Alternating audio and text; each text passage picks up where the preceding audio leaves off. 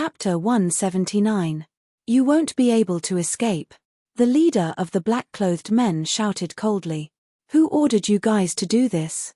Duanziru looked coldly at the black-clothed men. Her voice was calm and without a trace of fear. You should know that we can't say. The black-clothed men admired Duanziru's calmness. However, since they had accepted the money, they had to do their job. Speechless, Duanziru looked back at the bottomless cliff in front of her and finally jumped down. When the black-clothed men saw this, they looked at each other and retreated.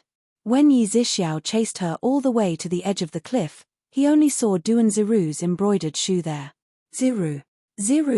Yi Zixiao grabbed Duanziru's embroidered shoe as tears welled up in his deep eyes. There was no blood on the ground, no signs of a struggle, and no signs of tearing. Yi Zixiao knew that Duanziru must have jumped off the cliff. I'm sorry. It's Zixiao who harmed you. Ziru, where are you? At this moment, Yi Zixiao was gripping Duanziru's embroidered shoe tightly as he let out a heart-wrenching cry of despair. His handsome face was deathly pale and his body was trembling uncontrollably. The pain of losing something he could no longer have made Yi Zixiao feel an indescribable pain. Your Highness, this subordinate shouldn't have left Princess Consort alone. This subordinate has sinned.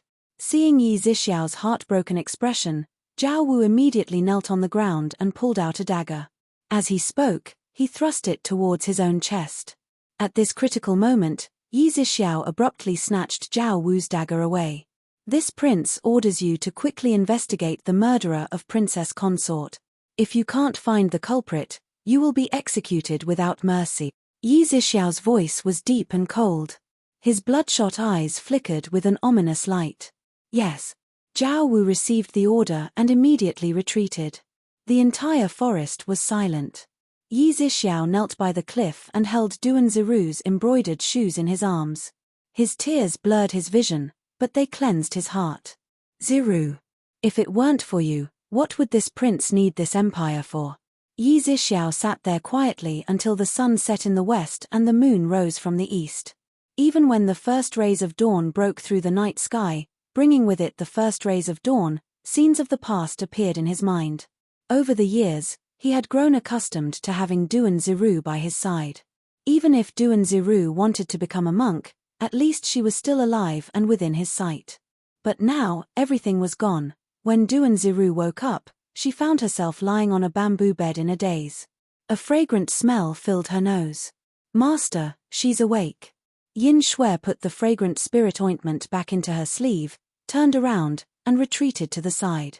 What is this place? Who are you? The moment she heard the voice, Duanziru abruptly stood up and looked warily at the veiled woman in front of her. Thankfully, Princess Jing didn't ask Jingxin if you were dead or alive.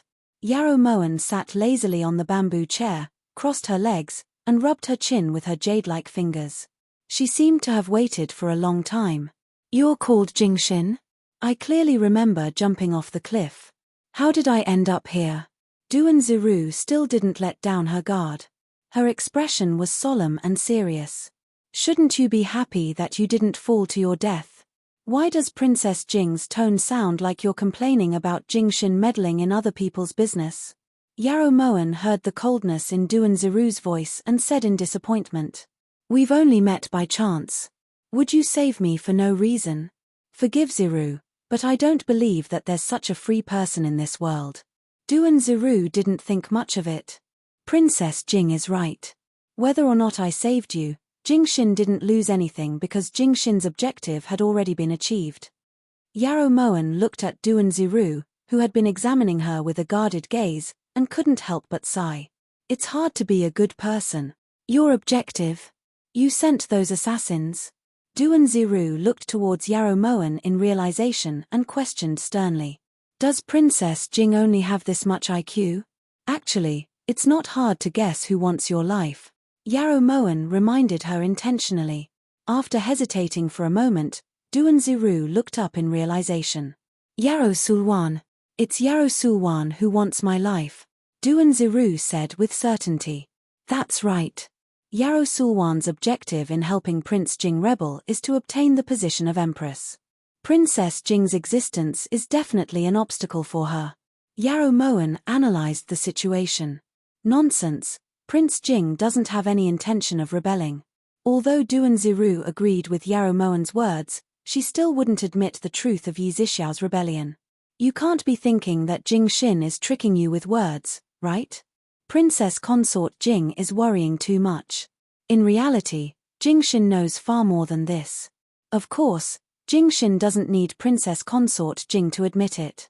The reason why I saved Princess Consort Jing was because I wanted you to clearly see whether in Yi Zhixiao's heart, his great cause of becoming emperor or you are more important. Yarrow Moen looked towards Duan Ziru with interest. What's the difference? Duan Ziru looked towards Yarrow Moen suspiciously. Her voice gradually eased. It was just a few words, but Duan Ziru could already tell that the woman in front of her wasn't an ordinary person.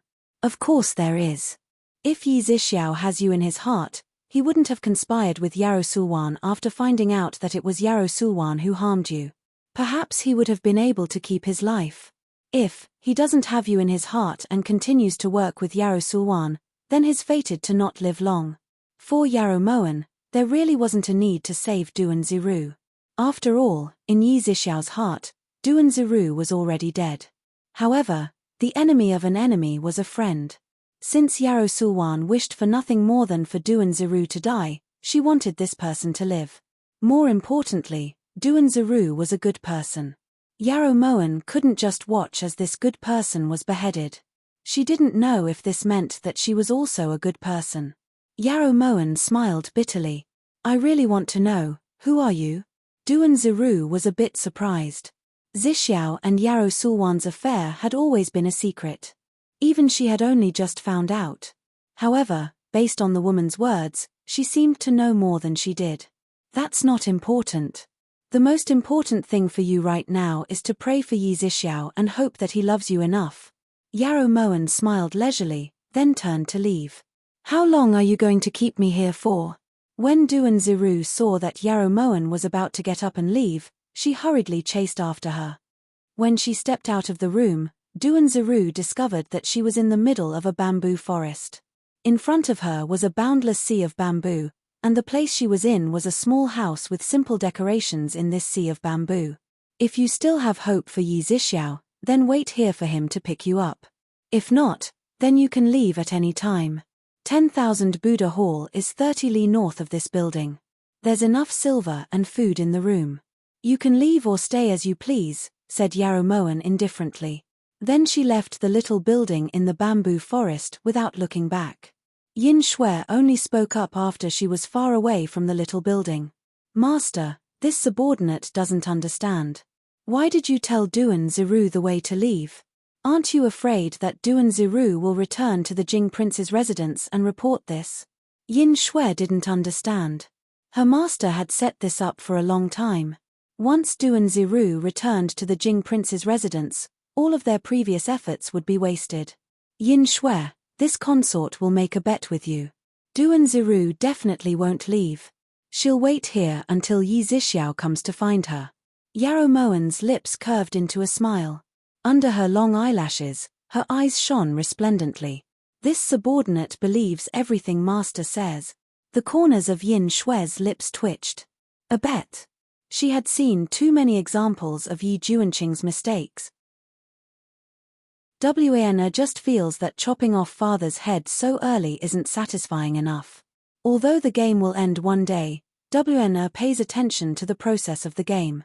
If it ends too early, then it'll be boring. Don't you think so, father? Yarrow Mo Wan's leisurely expression completely infuriated Yarrow Zhenting. Yarrow Mo Wan, it's still unknown who will win, so don't be too happy too early. After throwing down these words, Yarrow Zhenting angrily walked around Yarrow Mo Wan. Just as he was about to leave, Yarrow Mo Wan suddenly pushed Jewel, who was in her arms. Jewel was too frightened and suddenly scuttled onto Yarrow Zhenting's body. Its sharp claws pierced through his clothes and fiercely dug into Yarrow Zhenting's shoulder. It hurts so much. Damned brute. This old man will definitely crush you to death. Just as Yarrow Zhenting was about to flip out and grab Jewel, Yi Hongyi suddenly appeared in front of Yarrow Zhenting. In his arms, Yarrow Mo Wan's tears rolled down like pearls from a broken necklace. Yarrow Ting, what did you just say? Yi Hongyi's eyes were like two black holes as he fiercely glared at Yarrow Ting. This old subject kowtows in salute to your majesty. At this moment, Yarrow Ting finally realized that he had fallen into Yarrow Mo Wan's trap. Your majesty. Father was scolding Jewel, not Wn. What a vivid sentence. Yi Hongyi's expression instantly darkened. Replying your majesty, this old subject just. Even though his body was in cow camp but his heart was in Han camp, right now, his master was still the high and mighty Yi Hongyi in front of him. Just as Yarrow Ting was about to explain, Yi Hongyi spoke first. From today onwards, without Shen's summons, there's no need for Prime Minister to enter the palace. After saying this, Yi Hongyi turned to look at Yarrow Mo Wan and lovingly wiped away Yarrow Mo Wan's tears. He didn't even look at Yarrow Ting as he left. Tingyu, send father off and also, bring Jewel back. Yarrow Mo Wan deliberately pretended to be timid and gave Tingyu a look. This servant obeys. Tingyu understood and respectfully saluted. After Yi Hongyi walked far away with Yarrow Mo Wan in his arms, Tingyu walked in front of Yarrow Ting. Looks like Niang was right, Prime Minister really is shrouded in dark clouds. Tingyu had a face full of schadenfreude, her voice full of mockery. Audacious, you're a palace maid. Yarrow Ting had a belly full of anger and now he was being ridiculed by a palace maid. He immediately glared at her. So what if I'm a palace maid? Even though Tingyu's position is lowly, she has a clear conscience. Back then, Second Madam had suffered so much injustice at Prime Minister Yarrow Fu, suffered so much. If it wasn't for Master's indulgence, how could Second Madam have died? People say that a day as husband and wife means endless devotion, but in Master's eyes, Second Madam wasn't even comparable to a dog. But now, in Tingyu's eyes, Master is nothing more than an animal. Oh, that's right, he's also a rootless animal. That rootless water was personally made by Tingyu. Is Master satisfied? Tingyu resentfully looked towards Yarrow Ting, her eyes full of disdain. Preposterous. Stupid girl, you actually dare. Yarrow Ting was so angry that he was panting for breath.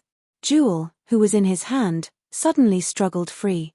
Before it jumped, it didn't forget to leave a few deep bloody marks on Yarrow Ting's hand. Master, don't forget, this is the Imperial Palace, not a place where Master can act presumptuously. I believe that Master should know the way out of the Imperial Palace. Then this servant won't send you off, Master can do as you please. After Tingyu finished speaking, she leisurely turned around and left with large strides. The moment she turned around, Tingyu fiercely clutched her chest with both hands. After following Mistress for so long, Tingyu believed that she had learned a bit of Mistress's moves, but this arrogance was something she couldn't learn no matter how hard she tried.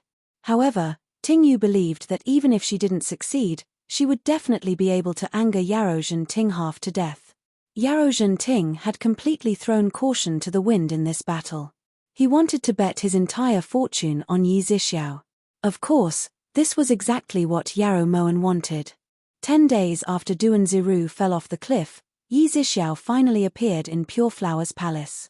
In the inner room, incense curled up in spirals and candlelight flickered. The flickering candlelight made Yi Zhixiao's face look even more angular. It had only been a dozen or so days, but Yi Zhixiao seemed to have changed into a completely different person. His handsome face was extremely haggard and because he was so skinny, his cheekbones seemed especially protruding. Prince, please restrain your grief. Sulwan has also heard of Princess Consort's death, but I didn't expect it to happen so suddenly. Yarrow Sulwan's expression was mournful as she poured a cup of tea for Yi Zhixiao. Chapter 181. Suddenly, wasn't Ziru's death within Consort Li's expectations?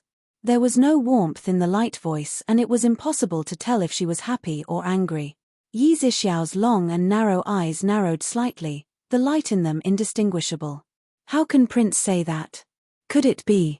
Prince, please understand, although Sulwan doesn't like Consort Jing, she wouldn't do such a thing. And even if Sulwan really had the intention, she wouldn't have the ability. Ever since Prince transferred Ling Yun away, Sulwan has been struggling in the inner palace. She can't even take care of herself, so how could she have the spare time to think about such unimportant matters? Yarrow Sulwan immediately expressed her attitude.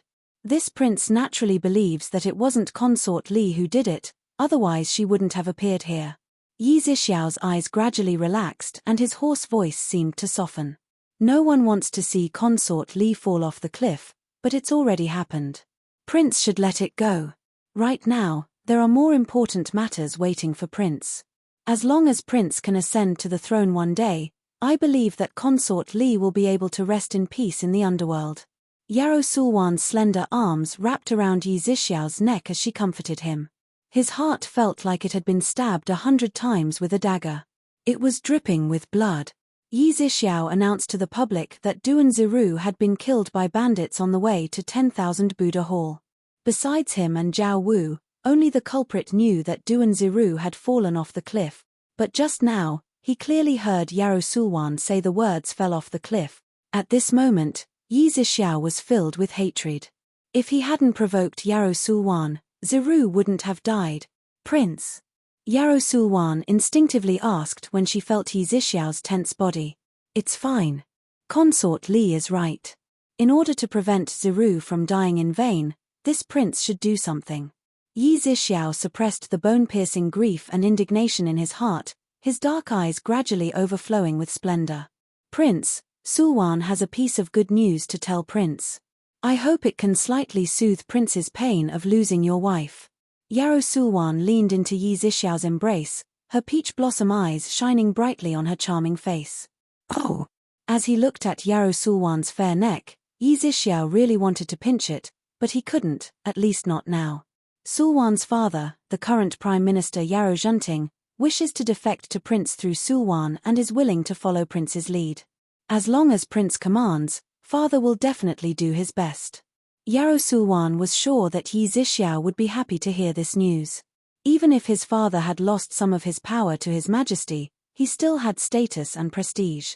The Prime Minister is willing to pledge allegiance to me.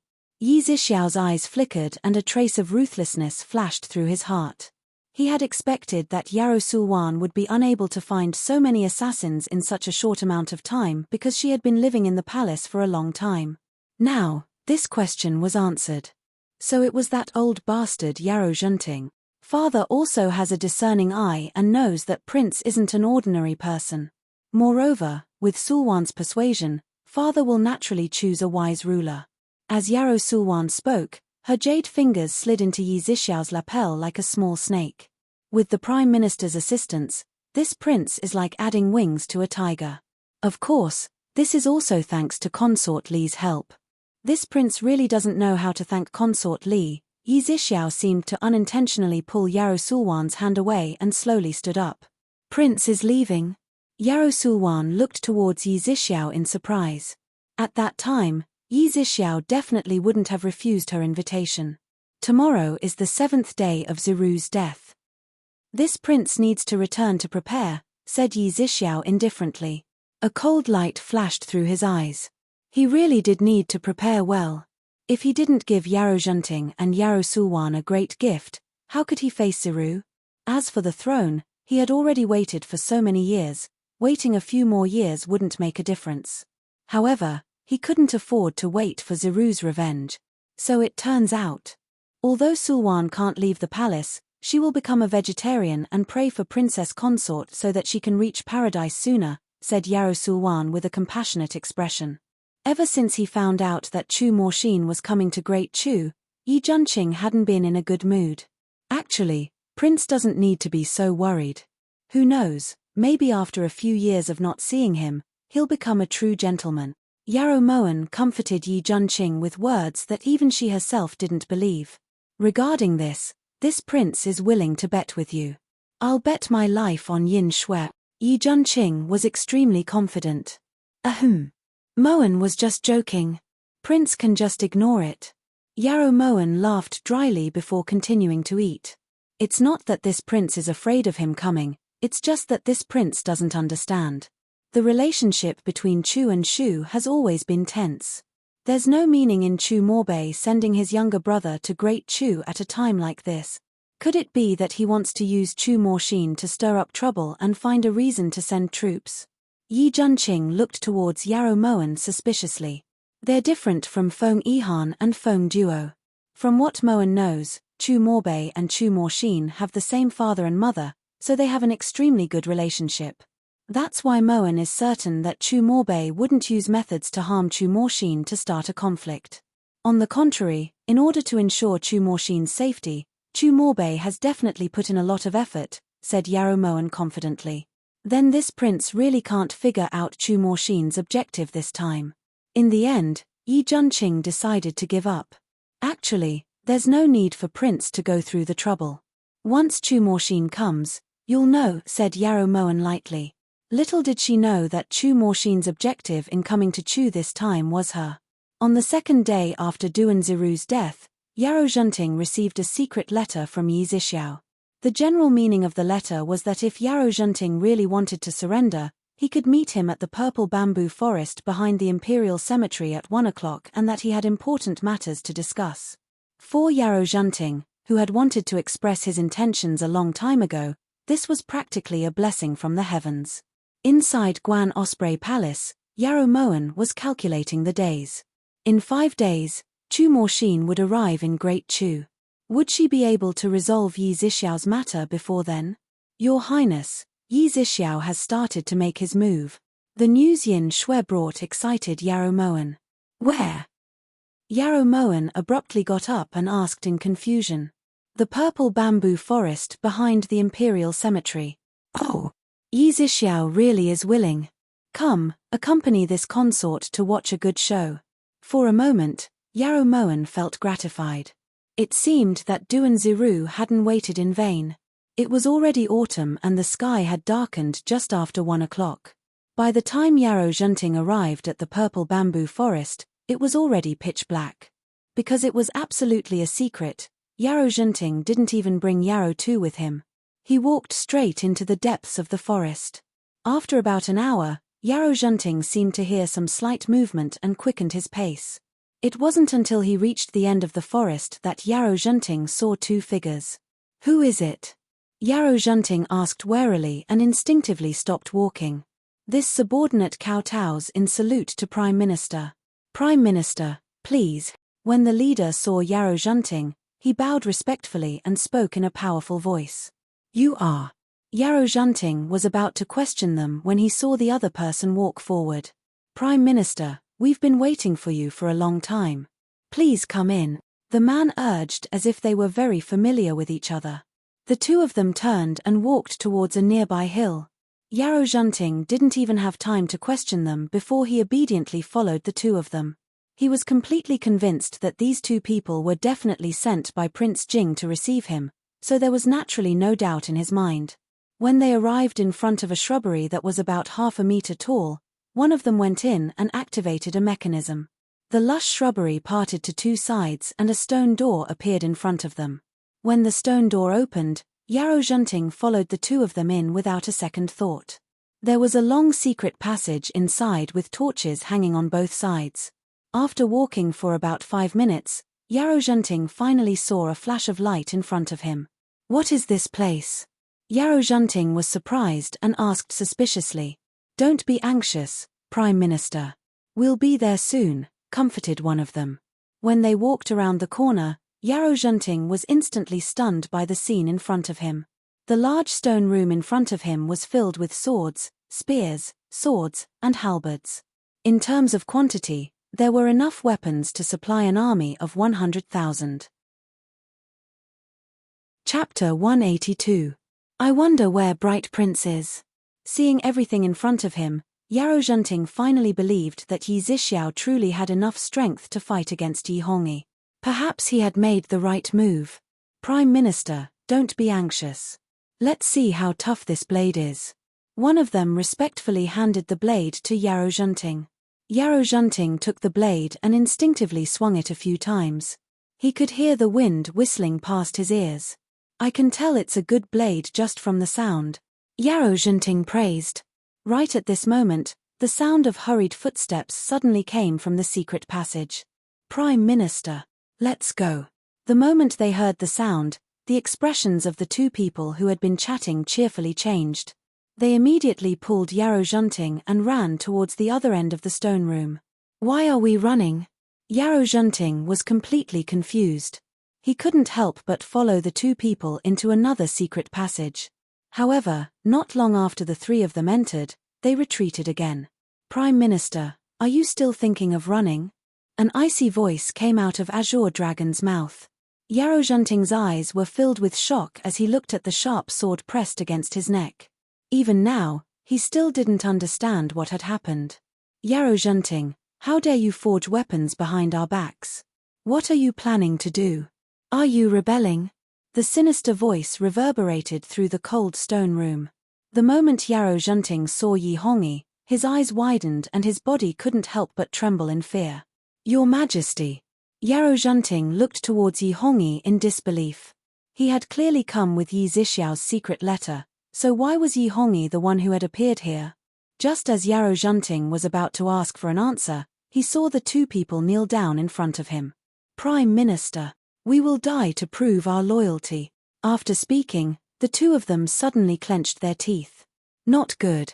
When Azure Dragon rushed up to stop them, the two of them had already spat out black blood and collapsed to the ground, dead. Prove your loyalty? Good. Yarrow Enchanting, no wonder you looked down on us more and more. It turns out that you already had the intention to replace us. Now that you've been caught red-handed, what else do you have to say? Yi Hongyi looked towards Yarrow Enchanting ruthlessly, a sinister chill emanating from his body. No. Your Majesty. This old subject has been wronged. Looking at the two dead bodies on the ground, Yarrow Enchanting seemed to have been enlightened. This was a trap that Yi Zixiao had set for him. Wronged.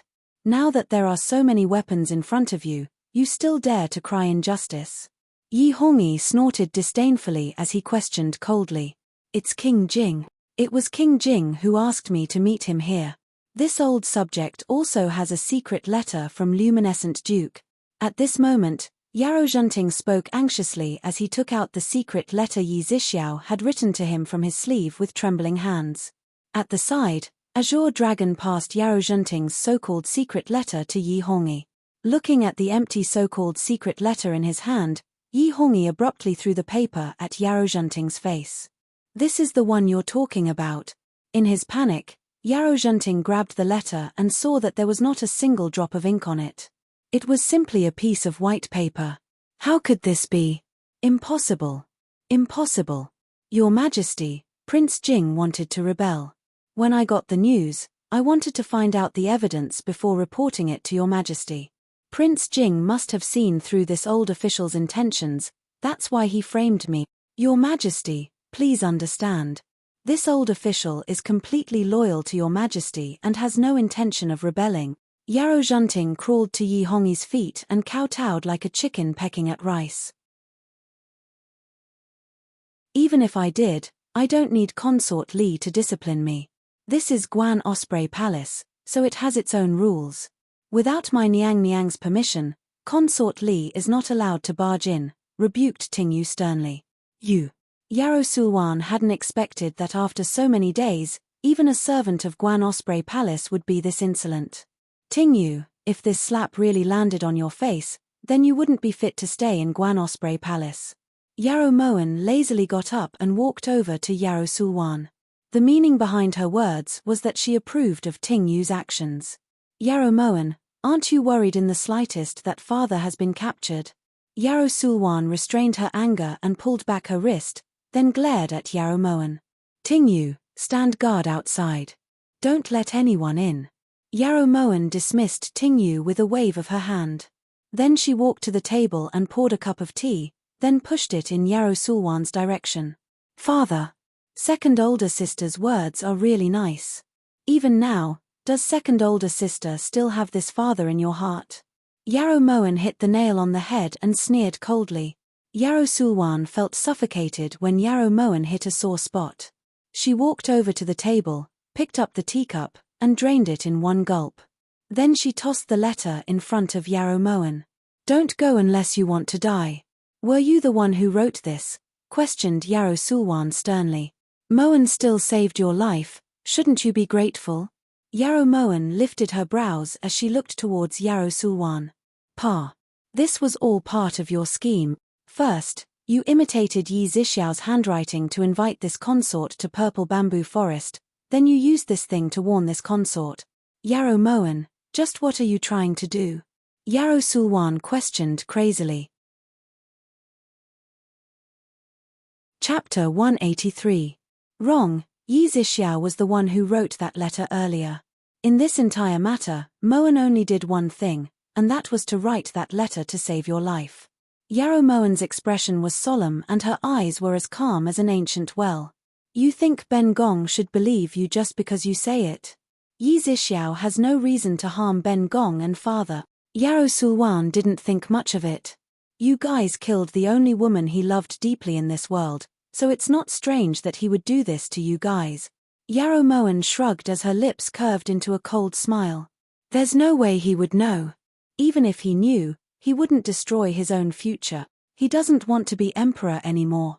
Yarrow Sulwan didn't care about those so-called secrets anymore. She just wanted to know the truth. Yi Zhixiao was her last hope. If this path was cut off, what would she do? That's why second older sister has an oversight. You may have accurately calculated Yi Zhixiao's ambitions, but you also miscalculated his deep feelings for Duan Ziru. There's no such thing as baseless rumors. Since the entire imperial city is saying that Yi Zhixiao and Duan Ziru are deeply in love, why would second older sister take such a risk? Yarrow Moen sneered as she looked towards Yarrow Sulwan. Ben Gong is helping him. With Duan Ziru here, he'll never be able to become emperor. Yarrow Sulwan roared as she looked towards Yarrow Moen, her eyes filled with resentment. Second older sister is helping him? Or helping herself? Moen doesn't know if Duan Ziru's existence will hinder Yi Zhixiao from becoming emperor, but it will definitely become an obstacle for second older sister to be conferred the title of empress. But second older sister why can't you learn to hide your strength and bide your time? Just endure it for now. Once Yi Zhixiao becomes emperor, it'll be too late for you to plan your little schemes. But now, because of your mistake, not only did you cause Yarrow Enchanting to be imprisoned, you've also cut off your only path of retreat. If Moen's guess isn't wrong, Yi Zhixiao should stop for the time being. Yarrow Moen shook her head as she looked towards Yarrow Sulwan and sighed. Yarrow Moen, you didn't write this letter to save this consort. Instead, you wanted this consort to live and suffer. You wanted to see how this consort would fall into dire straits, how miserable this consort would be, and how this consort would die, right? Yarrow Sulwan subconsciously retreated several steps as panic appeared in her eyes. Second older sister understands my intentions. Yarrow Moen nodded slightly in approval. Yarrow Wan, you're not human. You are the devil. You're a cold-blooded beast. Yarrow Sulwan looked at Yarrow Moen fearfully. At this moment, Yarrow Sulwan felt as if she was in a world of darkness and Yarrow Moen was the ruler of this darkness. Moen is guessing that eldest sister must have been thinking the same thing when she died. Yarrow Sulwan, have you ever thought about what would happen to you if eldest sister was reincarnated? Yarrow Moen walked towards Yarrow Sulwan step by step until she forced Yarrow Sulwan into a corner. Her cold gaze pierced through Yarrow Sulwan's heart like a sharp blade. Impossible.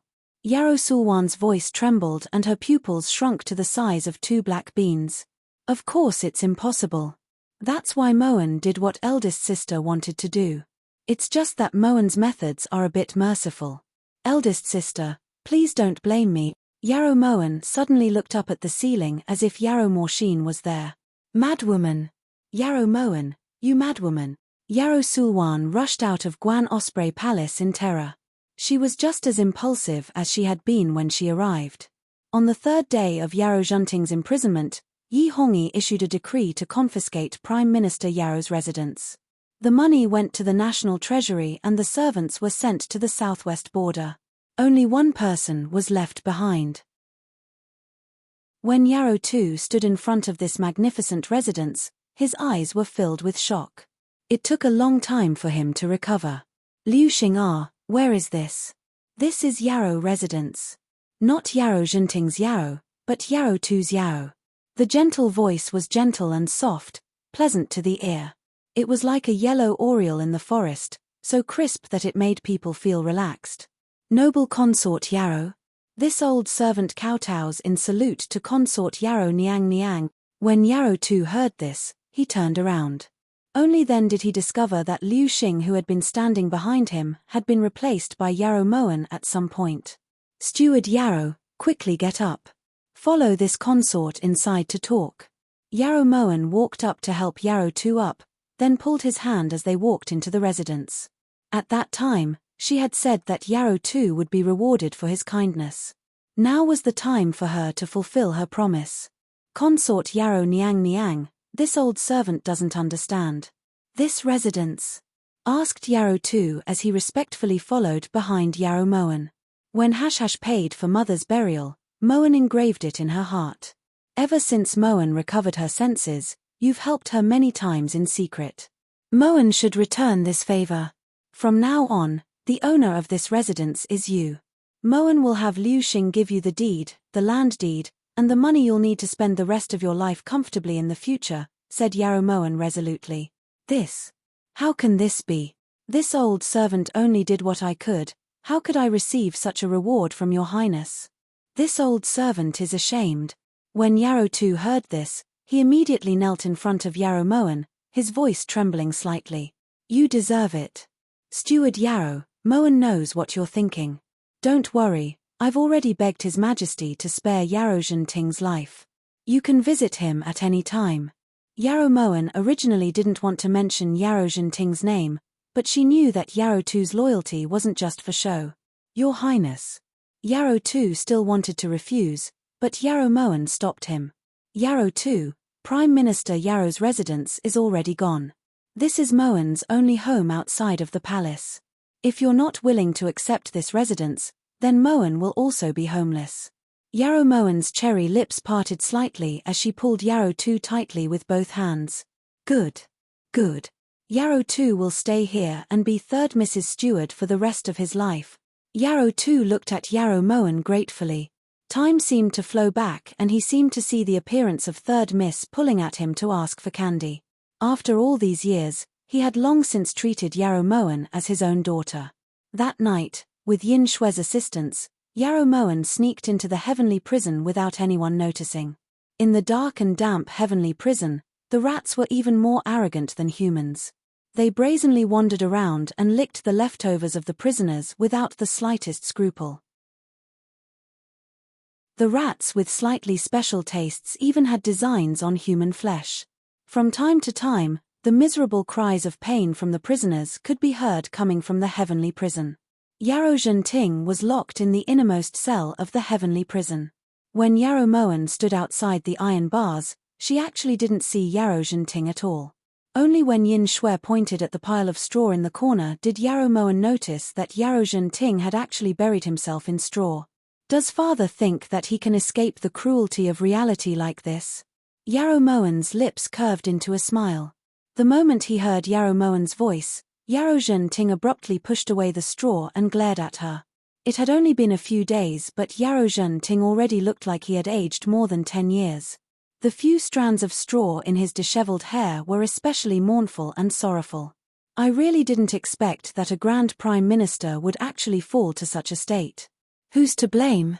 Yarrow Moen crossed her arms and raised her brows as she looked towards Yarrow Zhenting. She didn't seem to care at all about his murderous gaze. Who's to blame? You still have the face to ask this old man who's to blame? Yarrow Moen, if it wasn't for you, how could this old man be where he is today? How could this be? Yarrow Zhenting shouted himself hoarse, his eyes spitting fire. Thanks to this devil in front of him, the current him had nothing. Moen is deeply honored by father's evaluation. If it was someone else who caused father to end up like this, Moen really wouldn't be happy, Yarrow Moen said calmly. In her heart, she rejoiced that she had dissuaded Yi Hongyi from sparing Yarrow Zhenting's life. Now, Yarrow Moen believed that for Yarrow Zhenting, living was definitely an endless torment. Chapter 184. You already knew that this old man and Prince Jing were on the same side, so you wanted to use this method to frame this old man? In the past few days in prison, Yarou Zhenting had been thinking about it. He couldn't believe that Yi Zixiao would give up his throne for a woman. If it wasn't Yi Zixiao, then it had to be Yarou Moan. Father really thinks highly of Moan. Even if Moan wanted to, there's no way she could carve the character Yarou on over 10,000 weapons in such a short amount of time. Actually, Moan isn't surprised that Father still doesn't believe that it was Prince Jing who set this up. In Father's eyes, women are cheap things. No matter if it's a wife or a daughter, they're just tools to wield power or to carry on the family line. However, Prince Jing is different. His feelings for Duan Ziru can stand the test of time. Now that Father has fallen to such a state, does Father feel even the slightest bit of regret? If Father was willing to value women a little, perhaps he wouldn't have fallen to such a miserable state in his old age. Yarou Moan's expression was grave and her eyes were icy. Shut up. You're just a lowly bastard. What right do you have to lecture this old man? Everyone dies. Even if this old man dies, I won't regret causing Mo Li's death. It's all Mo Li's fault. It's all Mo Li's fault for giving birth to a lowly bastard like you. Yarou Zhenting roared hysterically as he pointed at Yarou Moan. The fiercer Father scolds, the more regretful Father is. As for death, don't worry, Moan has already begged His Majesty to spare Father's life. However, from this moment on, Father will spend the rest of his life with rats here until he dies. Yarou Moan's voice seemed to come from hell. Every word was a sentence for Yarou Zhenting's life. His Majesty isn't killing me. Why? Why isn't His Majesty killing this old man? Yarou Zhenting looked at Yarou Moan in shock and anger. His crime was treason. Even if he wasn't sentenced to death by 1,000 cuts, he would still be publicly beheaded. However, His Majesty had actually given up on killing him because of a single sentence from Yarou Moan. This made Yarou Zhenting furious. Moan believes that Father really wants to die, because if he dies, he'll be free. However, Moan believes even more that Father would never do something like suicide. You're too narcissistic. In this life, the only thing you care about is yourself. Because of this, how could Father bear to do something that would harm himself? Yarou Moan saw through the man in front of her and her cold voice was filled with ridicule and ridicule. Yarou Moan, you're not this old man's daughter. You're a devil, you're a demon. Yarou Zhenting slumped back into the straw. He really wanted to use his own death to prove that Yarou Moan was wrong, but he really couldn't bear to close his eyes like this. Inside Pure Flower's palace, Yarou Sulwan's slender fingers gripped a wine pot. During the day, Yi Hongyi had come and warned her not to follow in Yarou Zhenting's footsteps. If he found out that she didn't follow the rules in the slightest, even if it was a life and death struggle, he would make her pay the price. Yi Hongyi, you idiot. Yarou Zhenting was just a scapegoat. Are you blind? That's right, you're blind, otherwise how could you have fallen for Yarou Mo Wan? Fools against fools. Haha. Good. Good. Yarou Sulwan furiously poured wine into her mouth as she cursed and mocked him like a madman. She slammed the table fiercely. As the wind blew past, the smell of sandalwood wafted into her nose. In the next second, Yarou Sulwan felt her throat go dry and she couldn't breathe. That strong feeling of suffocation caused Yarou Sulwan to instantly sober up. Brilliant, Prince Yi Zixiao. You damned Yi Zixiao. You actually dare to come to Ben Gong's place. You caused the destruction of the Yarou residence. What face do you have to stand in front of Ben Gong now? You despicable and shameless vile person. You cowardly piece of trash. Yarou Sulwan used the strength of the wine to push Yi Zixiao away. Her furious eyes seemed to shoot out countless sharp swords that pierced towards Yi Zixiao's handsome face. Yarou Sulwan, why didn't you go? Yi Zixiao looked towards Yarou Sulwan coldly. He had paid over 10,000 weapons for the sake of killing Yarou Zhenting and Yarou Sulwan. However, to his disappointment, Yarou Sulwan never appeared in Purple Bamboo Forest and Yarou Zhenting wasn't executed by 1,000 cuts as he wished. He couldn't accept this. Ziru lost her life but the culprit was still alive and well. That's because Ben Gong's life wasn't meant to end. Even more so, it shouldn't end in the hands of a trash like you. For the sake of a woman, you're actually willing to give up the imperial throne. The imperial throne. It's something that everyone in the world yearns for even in their dreams, Yet you gave it up for Duan Ziru. Yi Zixiao, without Ben Gong, you would never be able to become the emperor in this lifetime. Yarrow Sulwan roared furiously, her eyes filled with hostility. Her only path of retreat, all of her hopes, had been destroyed in this instant. If it wasn't for Ziru to share with Ben Gong, so what if I became the emperor? Yarrow Sulwan, you father and daughter killed the love of this prince's life. This prince will definitely make you pay with your lives. Yi Zixiao's eyes shone with a cold, bloodthirsty light. In the next second, his hand was already on Yarrow Sulwan's snow-white neck. The strength of his grip was so great that Yarrow Sulwan was suspended in the air. Yi Zixiao, if you kill Ben Gong, you'll also die, Yarrow Sulwan struggled in pain as she tried to pry Yi Zixiao's hand away. However, the suffocating feeling grew stronger and stronger. She could even smell the scent of death. Right at this moment, there was a whoosh as a sharp arrow shot past Yi Zixiao and stabbed into the wall beside Yarrow Sulwan's ear. When she saw the sharp dagger shooting towards her, Yarrow Sulwan immediately fainted. When he noticed the letter wrapped around the dagger, Yi Zixiao immediately shook off Yarrow Sulwan and reached out to grab the letter. When he saw the contents of the letter, Yi Zixiao's bloodthirsty eyes lit up and he immediately leaped out of Pure Flower's palace.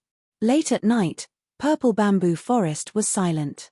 Occasionally, there would be the rustling of the wind, accompanied by the swaying of the bamboo leaves. The beautiful sound of a zither was as clear and cold as spring water.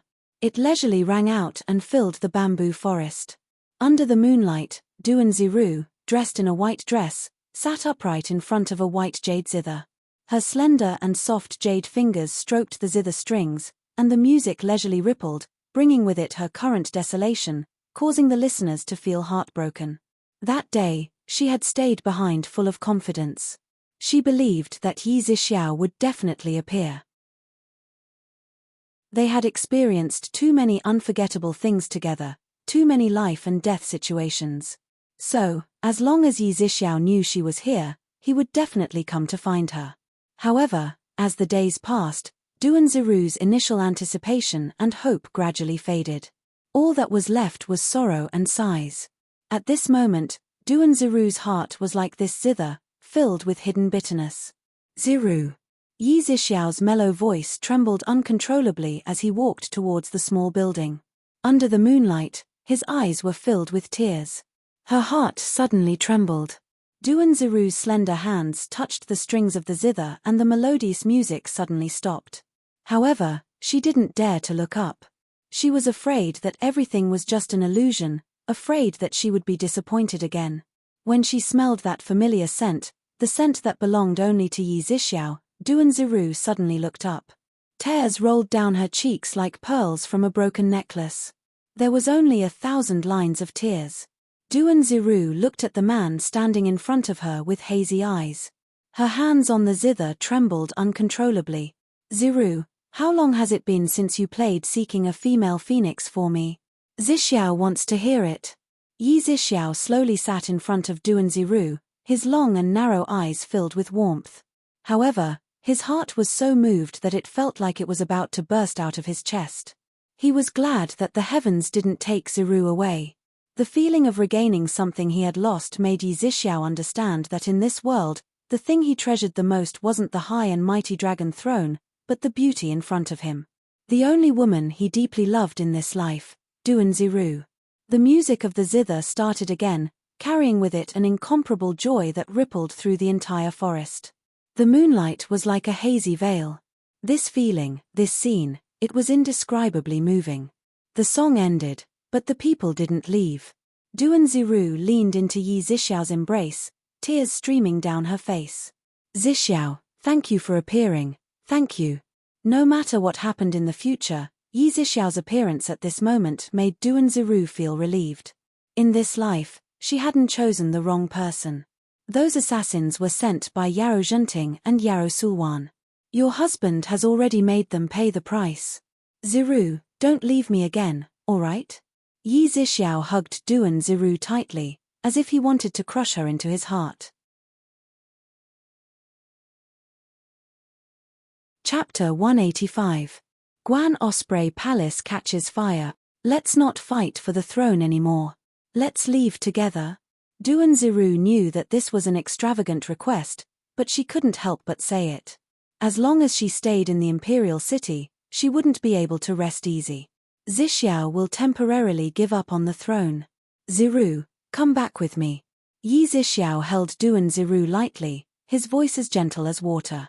Duanziru's heart instantly cooled down. She indifferently withdrew from Yi Zixiao's embrace, her eyes cold and emotionless. Between the throne and Ziru, you can only choose one. If you can't give up on the throne, then let Ziru stay here quietly and don't appear again. At the very least, Ziru won't have to worry about you anymore. Duanziru understood the meaning behind Yi Zixiao's words and immediately responded coldly. Ziru, believe in your husband. One day, your husband will replace Yi Hongyi and become a dragon among men. Yi Zixiao walked forward excitedly. Just as he was about to pull Duanziru into his embrace, he suddenly felt a chill behind him. He abruptly turned around and a cold dagger was already in front of him. Yi Zixiao flicked his sleeve and the dagger stabbed into the white jade guqin. It's not impossible for Luminescent Prince to become a dragon among men, but it really won't be easy. Of course, if Luminescent Prince lives long enough, he'll be able to push Yi Hongyi to death. Once Yi Hongyi dies of old age, Luminescent Prince will still have a good chance. However, Jingxin heard that Yi Hongyi is currently taking the elixir of immortality. Whether Luminescent Prince will be able to outlive Yi Hongyi is still unknown. Accompanied by the elegant moonlight, Yarrow Mo Wn stood there in a black robe. The night wind blew her inky black hair, causing it to sway in fine waves.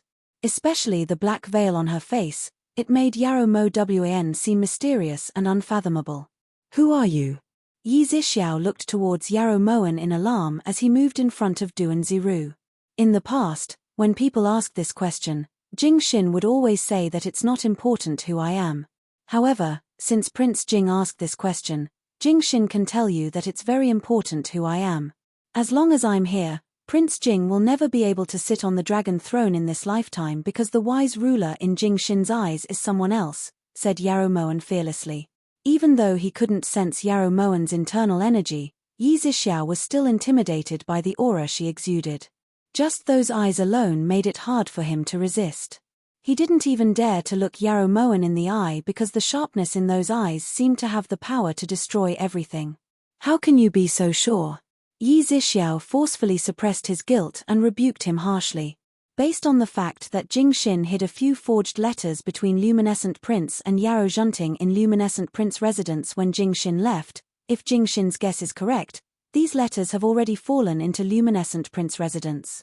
It seems that Prince won't be able to return to Luminescent Prince residence. Yarrow Moen smiled evilly. Using Yarrow Zhunting's rebellion as an opportunity to drag Yi Zixiao out was a plan she had come up with a long time ago. As the saying goes, the mantis stalks the cicada, unaware of the oriole behind. Yarrow Moen's original target was Yi Zixiao. Now, she had succeeded. What? His Majesty won't believe it. Yi Zixiao's heart shook and his brows furrowed. His Majesty not believing it is one thing, but His Majesty pretending to believe it is another. Luminescent Prince has a high status in the court. If he could use this opportunity to get rid of his greatest threat, do you think Yi Hongyi would choose not to believe it? Or would he pretend to believe it? Yarrow Moen's words hit the nail on the head. In reality, the moment Yarrow Moen mentioned the forged letters, Yi Zixiao knew that he had made a mistake. Who are you doing this for? Asked Yi Zixiao coldly as he stared at the woman in front of him. At this moment, he suddenly felt like he was being used as a chess piece. Jingxin can only tell Luminescent Prince that even if Jingxin hadn't acted this time, Luminescent Prince wouldn't have gotten what he wanted. Back then, when the 5 dragons fought for the throne, how could Yi Hongyi be an ordinary person if he was able to survive the waves of blood? Luminescent Prince, with the troops you have, there's no way you can defend against the iron-blooded army that Yi Hongyi had secretly trained, said Yarrow Moen disdainfully. Iron-blooded army? Yi Zixiao looked towards Yarrow Moen in shock. So Prince hasn't even heard of it. Forget it, Jingxin has said everything. Farewell.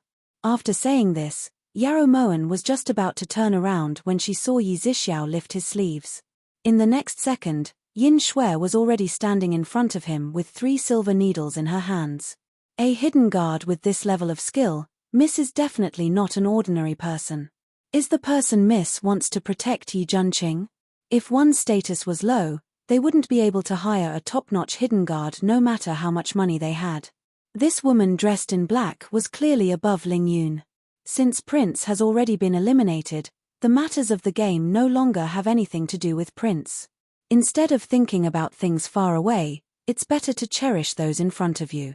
Prince, do your best.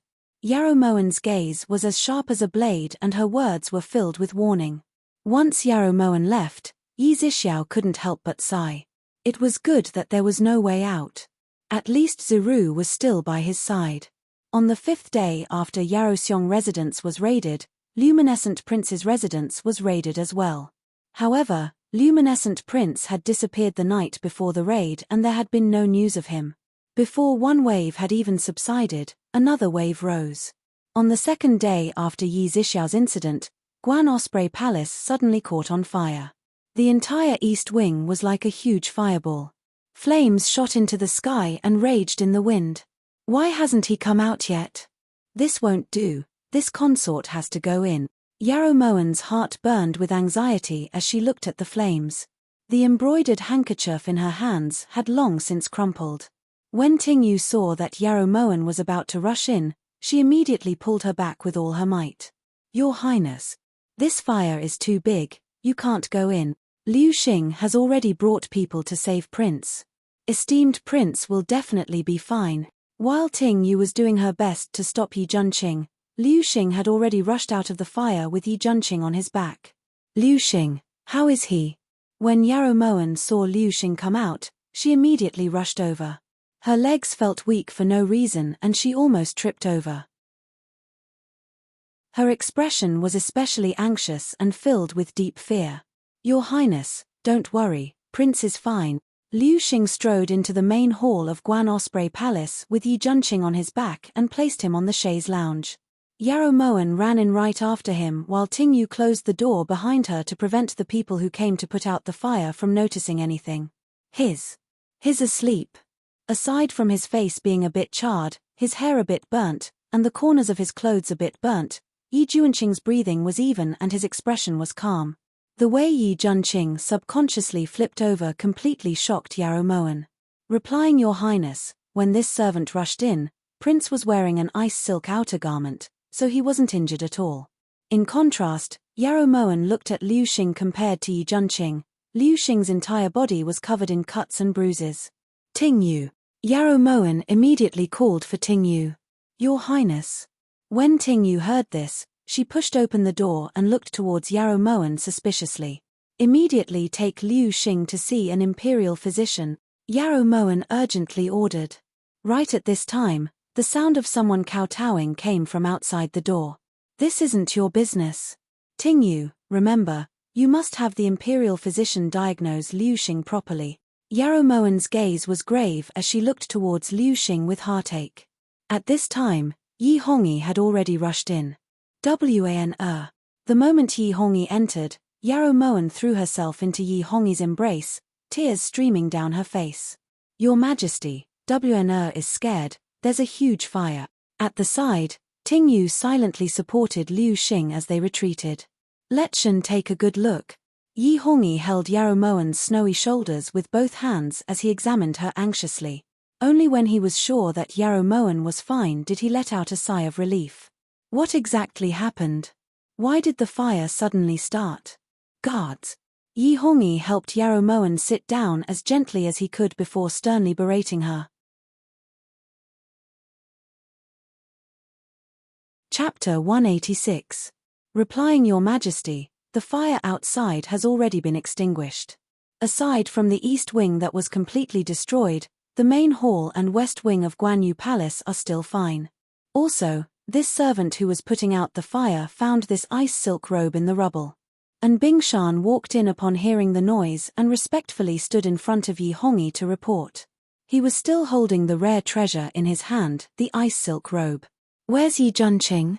Yi Hongyi's gaze was dark as he asked coldly. Your Majesty. He's there. Before Bingshan could reply, Yarrow Moen tugged on Yi Hongyi's sleeve and turned to look at the chaise lounge. Yi Junqing was still sleeping soundly on the chaise lounge without any signs of waking up. "He's fine."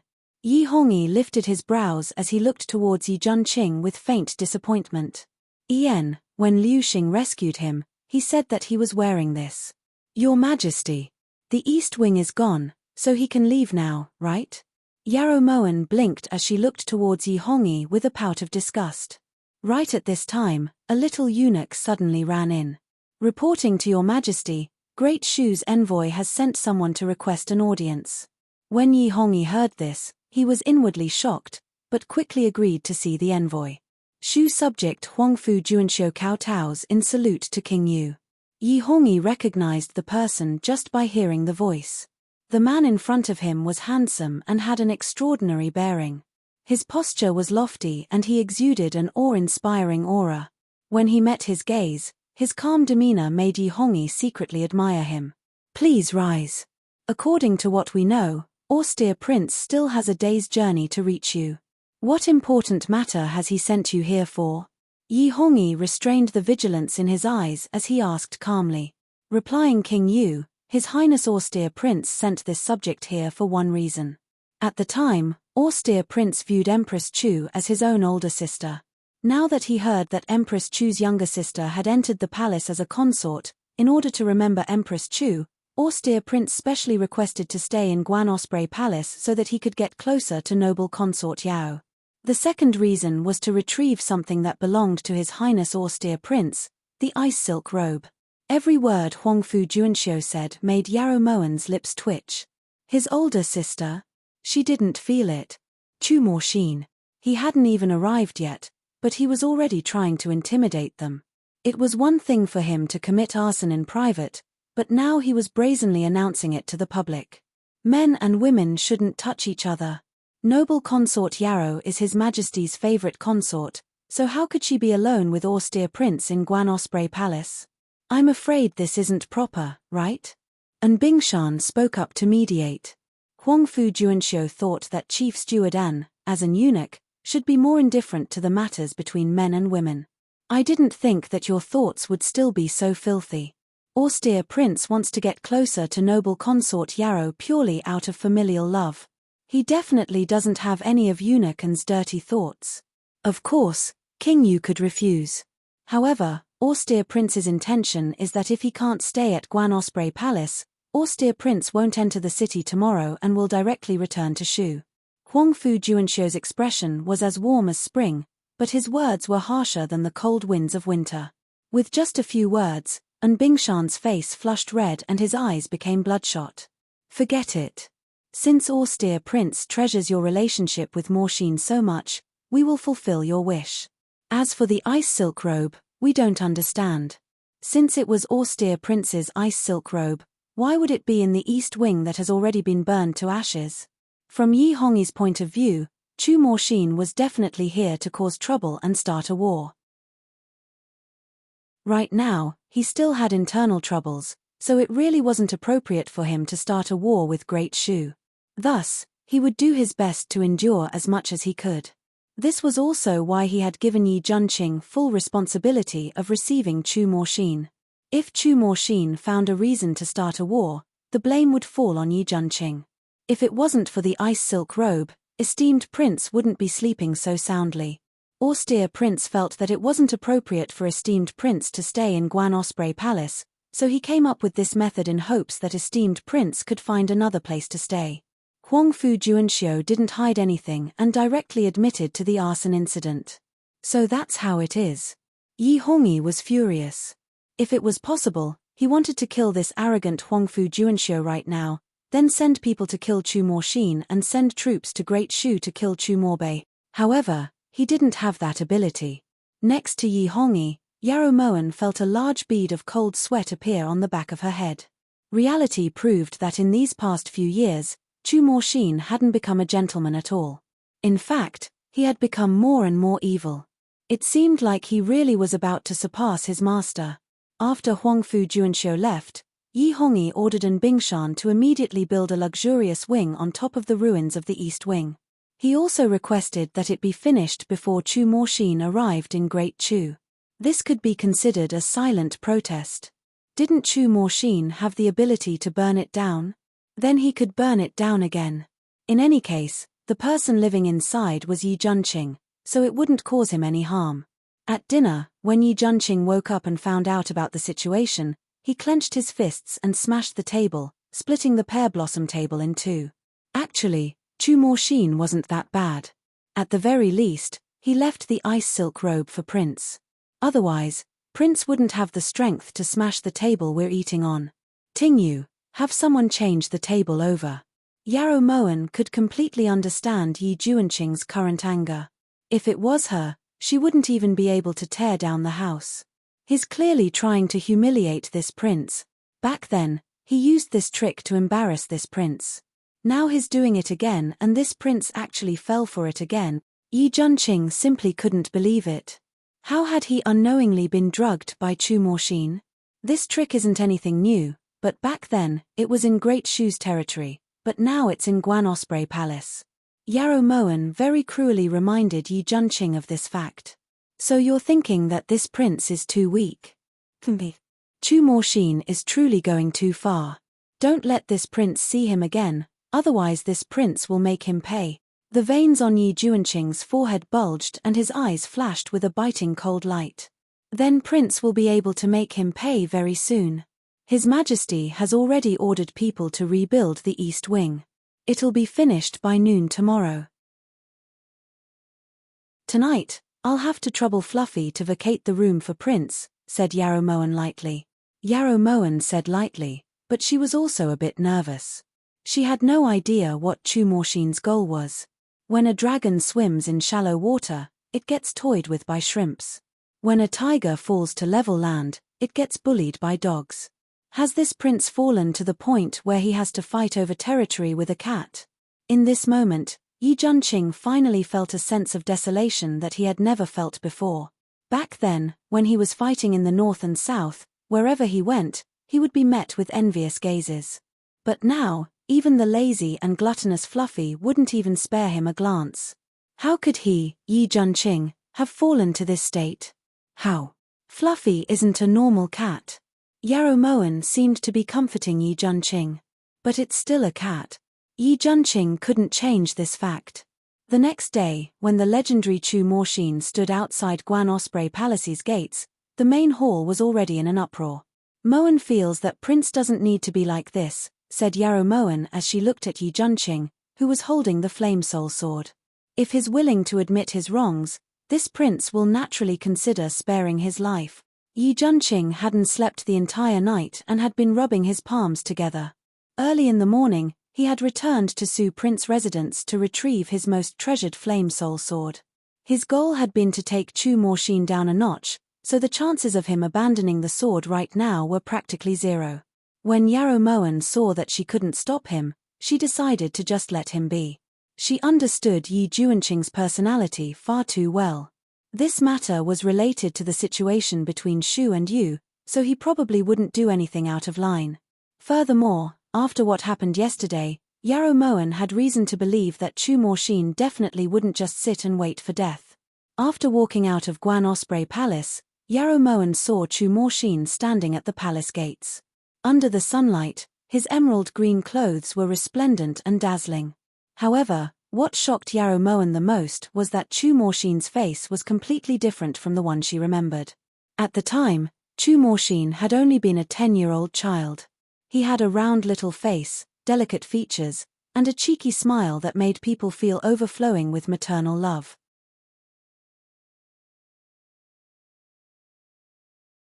Chapter 187. It had only been 5 years, but the Chu Morshin in front of her now seemed like a completely different person. His long and narrow phoenix eyes, the corners of his eyes were slightly raised, and his curly eyelashes were even longer and more perky than a woman's. His tall nose bridge and peach blossom red lips were curved in a perfect angle. His clean smile was clearly as brilliant as a spring flower, but it gave off a faint sense of evil. He really was becoming more and more alike. Chu Morbei's handsome face suddenly appeared in Yarrow Moen's mind. Ignoring everything else, Just that bewitching smile alone was exactly the same as his older brother's. Chu Morshin. You. After confirming that the person in front of him was undoubtedly Chu Morshin, Yi Junqing immediately raised his sword and rushed towards the palace gates. However, the moment he opened his mouth, he saw Chu Morshin greet him with a sincere smile. Older brother Junqing. Long time no see, Morshin really misses you. Even in my dreams, I dream of older brother Junqing's valiant and heroic appearance on the battlefield. Wow, it's been 5 years, older brother Junqing really is getting more and more handsome. What should I do? Morshin really wants to hug you. Chu Morshin's words caused Yi Junqing to be completely at a loss. How should he react? As Yi Junqing asked himself this over and over again, Chu Morshin had already given him a big hug. You missed me. Yi Junqing's confused gaze met Chu Morshin's innocent expression. At this time, Chu Morshin inadvertently caught a glimpse of the Flame Soul sword in Yi Junqing's hand. Juanxiu, this prince already said that in all of Yu Cheng, only older brother Junqing wanted me to come. Look, he even gave his favorite Flame Soul sword to Morshin. How could Morshin accept such a precious gift? Even though he said this, Chu Morshin still took advantage of Yi Junqing's confusion to effortlessly snatch the sword from Yi Junqing's hand. Esteemed prince, someone's taken your sword. Yarrow Moen walked slowly to Yi Junqing's side and reminded him. When Yi Junqing heard this, he immediately understood, but it was already too late. Hey, give the sword back to this prince. Yi Junqing looked towards Chu Morshin angrily as he reached out for the sword. Are you Wan? Chu Morshin didn't look at Yi Junqing, nor did he care about Yi Junqing's anger. He just walked towards Yarrow Moen with a smile. Although he was only 15, Chu Morshin was about the same size as Yarrow Moen. Wan? His Majesty said that you are younger than me, shouldn't you call me Wan Jie? Yarrow Moen could tell that Chu Morshin was walking the same path as her, so she might as well do as Yi Junqing said and use violence to curb violence. She wanted to see how long Chu Morshin could play dumb and cute in front of her. No, adding big sister doesn't sound close enough. Let's just call her Wanna, said Chu Morshin somewhat willfully. Then do whatever you want. Yarrow Moen didn't plan on arguing with him about these insignificant things, so she turned and walked towards Guan Osprey Palace. Hey, return the sword to this prince. Yi Junqing was just about to stop Chu Morshin when Huangfu Juanxiu stepped forward. Forgive Juanxiu for saying too much, but my master doesn't call you hey. Huangfu Juanxiu's words almost made Yi Junqing choke to death. Ahem. Then austere king, please return the sword to this prince, said Yi Junqing seriously after rephrasing his words. No, this sword was given to Morshin by big brother Junqing. Are you going back on your word already? No matter what, you should wait until Morshin is done playing, replied Chu Morshin resentfully, then followed Yarrow Moen into Guan Osprey Palace. Ting Yu was the last to enter the main hall. The moment she stepped in, Ting Yu turned around and closed the palace doors tightly. Morshin knows Wanna's older sister. Yarrow Moen thought that she should find something to talk about, right? Juanxiu said it very clearly earlier. Don't tell this prince that you didn't hear it. Chu Morshin's arrogant voice contained a trace of disdain as he sat lazily on the chair with his legs crossed. His handsome face no longer had the naivety from earlier. All that was left was a sinister and treacherous expression. It was very hard to imagine that this kind of expression would appear on a child that was only 15 years old. You! This prince! Just now, he had been calling her Wanna sweetly, but in the blink of an eye, it had become you. Yarrow Moen sensed that Chu Morshin was acting strangely and looked towards him in astonishment. What else am I supposed to do? Do you want this prince to pinch his throat and call you Wanna again? You might not find it uncomfortable, but this prince feels disgusted when I call you that. Chu Morshin shrugged and narrowed his beautiful peach blossom eyes. However, you don't lose to Yarrow Morshin in terms of looks. You're beautiful. Even in Shu, it would be hard to find a beauty as beautiful as you. Chu Morshin nodded earnestly to express his approval. You're so rude. Wanna will definitely tell His Majesty that you can't stay here anymore. Who wants to be familiar with you? Chu Morshin could show his true colors, but Yarrow Moen couldn't. Just as Yarrow Moen was pretending to complain, Chu Morshin suddenly laughed. Morshin, you've only been pretending for a short while, but you already feel like this isn't something a human should do. To think you were able to pretend for 20 years. No wonder eldest brother sent me here to test you. Chu Morshin's laughter was just like him, so arrogant that Yarrow Moen had the urge to hit him. This prince advises austere prince to be more careful with your words. Everyone in Great Chu knows about noble consort Yarrow's situation. If you dare to speak rudely again, this prince definitely won't be polite. Yi Junqing was shocked by Chu Morshin's words. Chu Morbei had sent him here to test Yarrow Moen? Wasn't this making a big fuss over a minor issue? Just because everyone in Great Chu knows about it doesn't mean that this is the truth. This prince doesn't believe that an idiot would be able to make Yang Nansheng willingly give Yin Shui to her, nor does this prince believe that an idiot would be able to become the most pampered consort in the Chu palace without relying on anything. Yarrow Moen, don't you think that this prince has some sense? Chu Morshin lifted his handsome face that was so delicate that it was almost adorable, his lips curved in a devilish smile. If someone says that you're not Chu Morbei's younger brother, this consort will definitely fight it out with them. Yarrow Moen took a deep breath, then lifted her brows as she looked towards Chu Morshin. It's because the esteemed prince knows the truth that you're fearless and dared to reveal your true self in front of this prince, right? Chu Morshin ignored Yarrow Moen's ridicule and questioned her firmly. She was speechless. Chu Morshin was coming at her fiercely. She already felt that she wouldn't be able to hold on much longer. King Chu and Prince don't get along, but Prince knows your secret. What does this mean? Chu Morshin lifted a jade finger and placed it lightly on his perfectly curved jaw as he spoke pensively. Actually, doesn't Prince feel that these words should be cursing silently? Should you say it out loud? Walls have ears, so Prince should at least be a little more cautious, right? Yarrow Moen looked at this black-bellied and arrogant brat in front of her. Black lines gradually appeared on her forehead. If this prince wasn't cautious, then there would be no need for this prince to pretend to be naive outside with you earlier. Now that we've entered this room, it's different. With Yin Xiong here, who would dare to take half a step closer to this room, said Chu Morshin confidently. Yin Xiong? You brought Yin Xiong here? Yarrow Moen was slightly shocked when she heard this. There were only 2 hidden guards in this generation of the Yin clan. One of them was by her side, and the other was Yin Shui's older brother, Yin Xiong. However, Yang Nansheng had previously said that Yin Xiong was Chu Morbei's hidden guard, so why would he be with Chu Morshin? That's right, this prince knows that Yin Xiong hasn't seen his younger sister in a long time, so this prince specially begged eldest brother to let Yin Xiong accompany this prince. Chu Morshin spoke in a very serious manner, but unfortunately, Yarrow Moen didn't believe a single punctuation mark in his words. As if sensing Yarrow Moen's doubts, Chu Morshin changed his words. Actually, this prince is really very curious. Both of them are hidden guards raised by the Yin clan, but between Yin Xiong and his younger sister, who is stronger? Yin Xiong, drag Yin Shui out for this prince, ordered Chu Morshin evilly. Just as Chu Morshin finished speaking, the sound of punches and kicks suddenly rang out from the room. Yin Shui's muffled groan made Yarrow Moen's heart clench in pain. Yin Shui, come out. Yarrow Moen called out worriedly.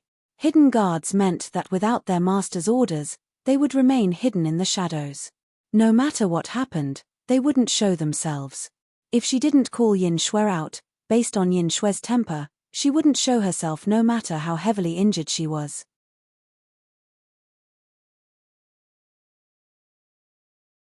Chapter 188. Master. When Yin Shui appeared next to Yarrow Moen, everyone saw the blood at the corner of Yin Shui's lips. Yen, it seems that this prince's Yin Xiong is still slightly better. Yin Xiong, come out. When she saw how arrogant Chu Morshin was baring his teeth, Yarrow Moen really wanted to teach him a lesson. No matter what, this was still her territory. A black silhouette suddenly appeared next to Chu Morshin like a ghost. Yarrow Moen looked up and couldn't help but sigh. The Yin Xiong in front of her had an imposing figure and an imposing appearance.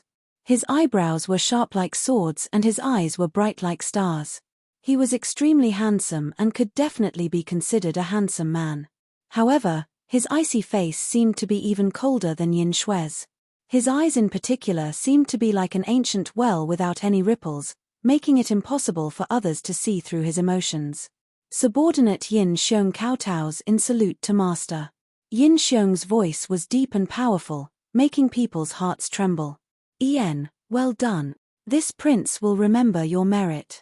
When we get back, I'll definitely have eldest brother reward you," said Chu Morshin arrogantly.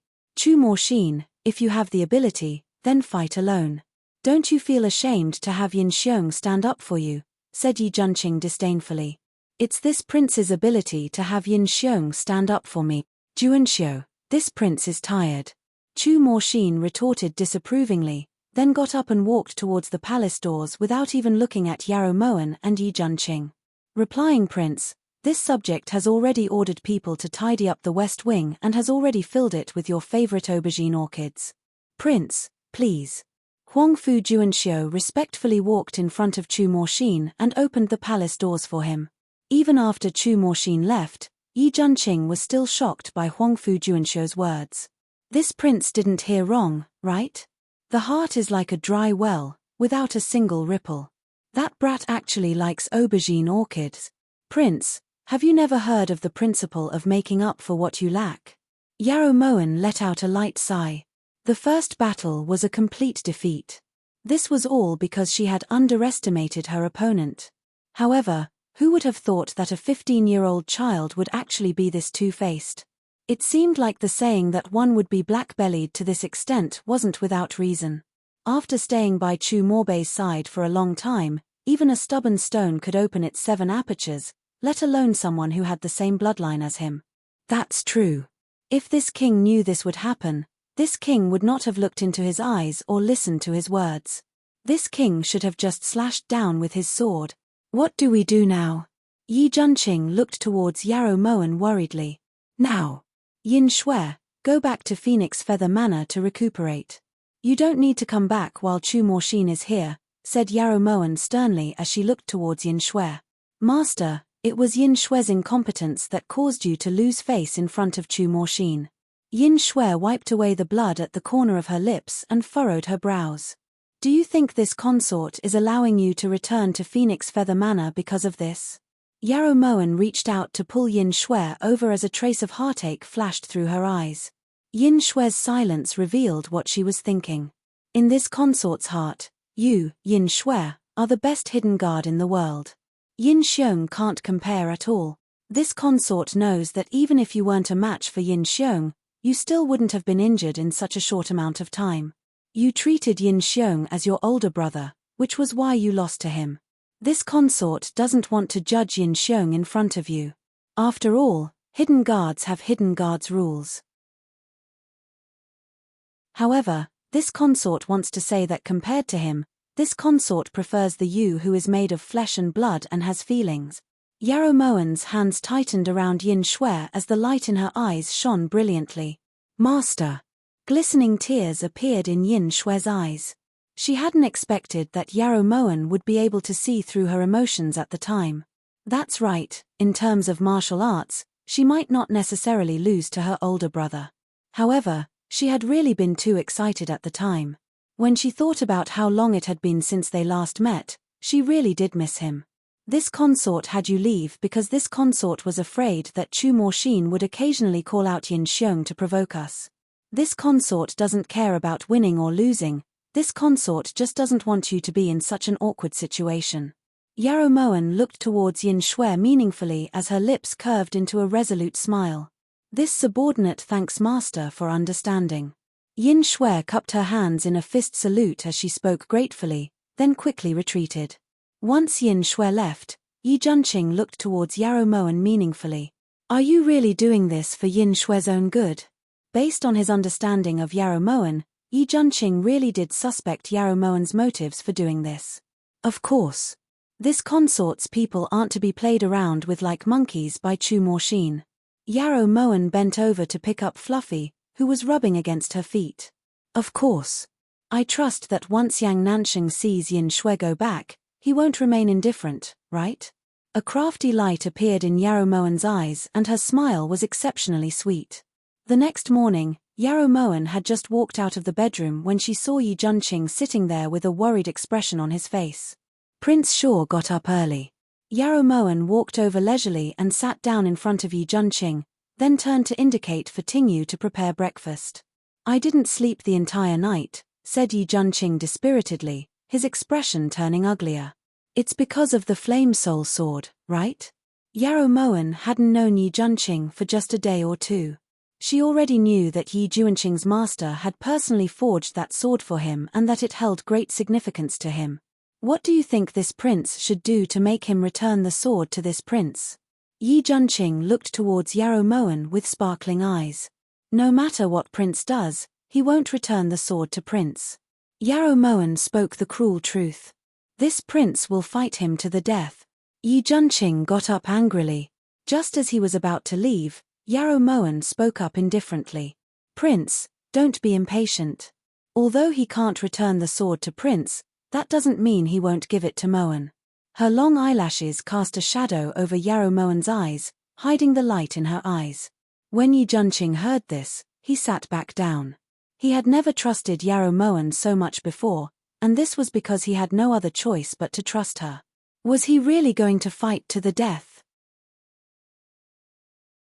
Right at this time, Chu Morshin swaggered in, then stretched lazily before sitting down between Yarrow Moen and Yi Junqing. You two sure got up early. Juanxiu, bring some rice to this prince, ordered Chu Morshin. Prince, the imperial chef we brought has already finished preparing the meal. How about you go back to eat, suggested Huangfu Juanxiu carefully. What are you afraid of? That they'll poison me? Would the two of them dare? Right now, Great Chu doesn't have the ability to start a war with us. Just look at that Yi Hongi. This prince has been here for so long, but he doesn't even dare to show his face.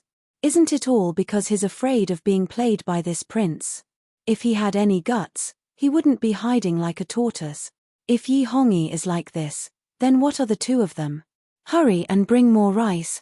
Chu Morshin was like a proud peacock. Not only did he spread out all of his feathers, he also wanted to shake them 3 times in front of Yarrow Moen and Yi Junqing. Yi Junqing took a deep breath. He really wanted to retort and attack, but he had no choice but to admit that every word Chu Morshin said was the truth. On the other hand, Yarrow Moen didn't seem to be affected by Chu Morshin's words at all. She continued to sit there leisurely and seemed to be in a good mood. Do you know what Big Brother told this prince before coming? Chu Morshin saw that Yarrow Moen wasn't moved, so he moved closer to provoke her. I'm all ears. Yarrow Moen didn't say much. Big Brother said that if you really are an idiot, then we should just kill you so that you don't have to use older sister Morshin's guise to embarrass yourself.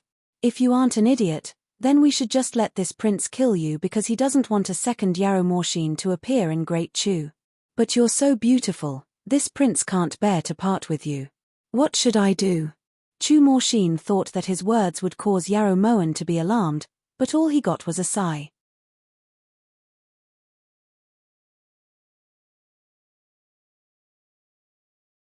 Chapter 189. What kind of attitude is this? Chu Morshin looked towards Yarrow Moen disapprovingly. What kind of arrogant and narcissistic person is Chu Morbei? There are only 2 types of people he would never kill in his life. The first type is people with low intelligence, because he feels like doing so would dirty his own hands and ruin his own reputation. The second type was someone with extraordinary intelligence. In his eyes, there was no one in this world who was more intelligent than him. He would use his strength to prove that anyone with extraordinary intelligence would have to concede defeat in front of him. So no matter which type Moen was, he wouldn't let little prince kill Moen. Especially back then when he lost a game of chess to eldest sister and was tricked by eldest sister into giving up on Meng Yuan during the negotiations between the 2 countries. I'm sure that all these years, he's been trying to get back at eldest sister. Unfortunately, eldest sister died. If he found out that Moen wasn't an idiot, what do you think he would do? Yarrow Moen's words rendered Chu Morshin speechless. Ahem. This prince was just saying it casually. Stop blabbering so much nonsense. Don't you know that you shouldn't talk while eating and sleep? Chu Morshin angrily retreated back to his seat, picked up his bowl, and started stuffing rice into his mouth. At the side, Yi Junqing was sweating profusely. This classic saying of Yarrow Moen had actually come out of Chu Morshin's mouth. It was clear that they were kindred spirits. After about 5 minutes, Chu Morshin suddenly put down his bowl and ran out without any warning. His expression was extremely ugly. Prince. Huangfu Juanxiu hurriedly followed after him. Yi Junqing looked towards Yarrow Moen in confusion when he saw the two of them leave. What's wrong with him? Asked Yi Junqing in confusion. Moen has put laxatives personally concocted by Yin Shui in every meal. This time, I'm afraid he won't die. The smile on Yarrow Moen's face caused Yi Junqing's heart to turn cold. Then why didn't you tell this prince? Yi Junqing abruptly tossed aside his chopsticks and looked towards Yarrow Moen in shock. Moen thought that if Prince saw Chu Morshin, you wouldn't have any appetite to eat. Yarrow Moen had an innocent expression. Yi Junqing was speechless. If there was a grudge, there was a need to vent. He really couldn't afford to offend this woman. When Chu Morshin returned, he had an angry expression. This was something Yi Junqing had expected. Yarrow Mo Wan, you actually gave this prince a laxative. Aren't you afraid that Great Shu will send troops to Great Chu? Chu Morshin charged in front of Yarrow Moen like a mad lion as he questioned her sternly. Moen is just a fool, why would she care so much? Yarrow Moen snorted disdainfully. Great Shu was powerful, but they wouldn't send troops just because a prince had a stomachache in the Chu palace. You. Then aren't you afraid that this prince will kill you? Chu Morshin had only just spoken when he felt as if his internal organs had been flooded. He immediately ran out. Noble consort Yarrow, playing with fire will only lead to self-destruction. It's best if you hide. After saying this, Huangfu Juanxiu hurriedly chased after her. It's best if you hide first. This king will help you block it. Yi Junqing looked towards Yarrow Moen worriedly. With his martial arts, it wouldn't be a problem for him to deal with Yin Xiong, but he wasn't sure just how many hidden guards Chu Morshin had brought. If this consort dares to do it, then this consort naturally dares to accept it.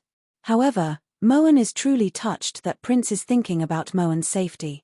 Yarrow Moen looked towards Yi Junqing with a faint smile. Compared to the initial tit-for-tat, their current relationship was much more harmonious. If you're really touched, then help this prince get the flame soul sword back, said Yi Junqing in a smooth manner.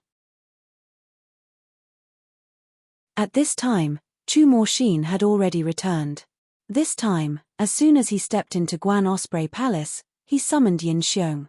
Yin Xiong, help this prince teach the two of them a lesson. Chu Morshin had truly fallen quite heavily. His complexion was clearly no longer rosy as before. It was now a bit pale and haggard. When Chu Morshin stopped speaking, Yin Xiong didn't appear as he had expected. Yin Xiong, Chu Morshin called out again as he looked around. The entire room was still silent. Preposterous. You actually dare to disobey this prince's orders. This prince will definitely tell eldest brother when we get back and have him punish you properly. Just as Chu Morshin was about to explode in anger, he suddenly saw two figures descend from the sky in front of him. Nansheng is a little curious. If the little prince doesn't have big brother and Yin Xiong, how will he survive? Yang Nansheng's soft but not sinister voice contained a hint of ridicule as it spilled out from his beautiful lips. At this time, Yin Xiong was standing next to Yang Nansheng. His acupuncture points had already been sealed. Yang Nansheng, you really do look like a woman. Give Yin Xiong back to this prince. Chu Morshin looked towards Yang Nansheng arrogantly with a furious expression. TSK. Nansheng really doesn't know what right does little prince have to be so arrogant in this sort of situation. Wana the amount of medicine you used wasn't heavy at all. Yang Nansheng walked over to Yarrow Moen's side, a hint of regret on his beautiful face. It's already quite a bit. If little prince isn't willing to admit his wrongs and hand over the flame soul sword, then in less than 3 days, this consort guarantees that he won't even have the strength to speak. Yarrow Moen lifted her brows as she looked towards Chu Morshin. Can't this prince find the antidote myself? Chu Morshin was panicking, but he wasn't willing to show weakness. That's fine, prince can look for it however you want. However, Moen has to remind Prince that there's a type of medicine in this laxative called skyseed hemp.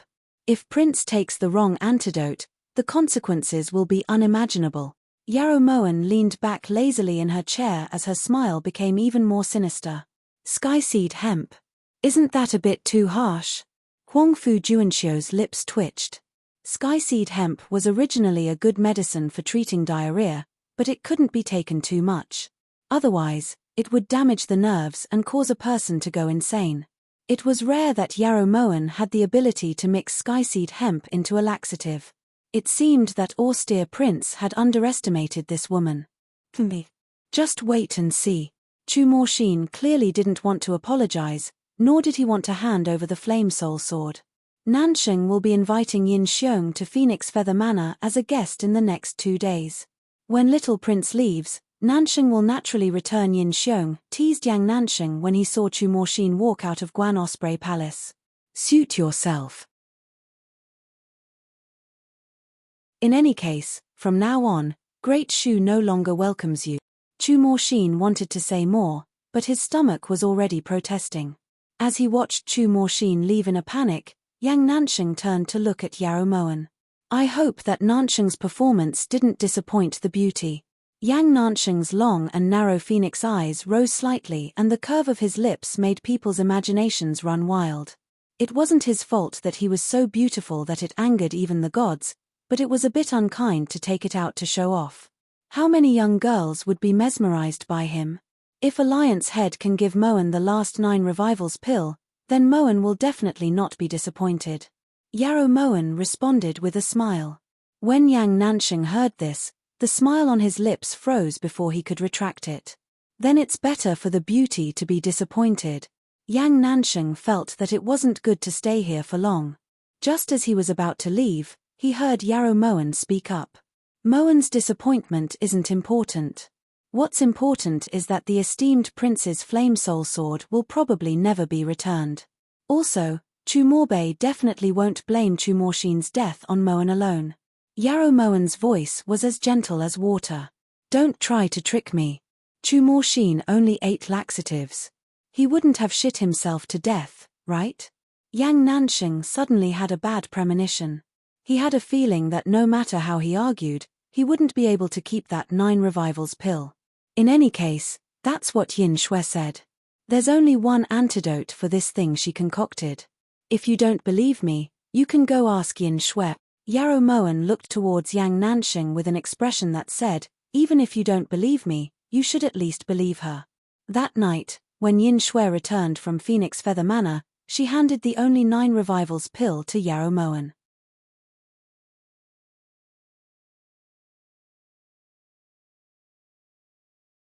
Chapter 169. No matter who it is, as long as they get in the way of this prince's great cause, they have a reason to die. Yi Zixiao gritted his words, but he was doubtful.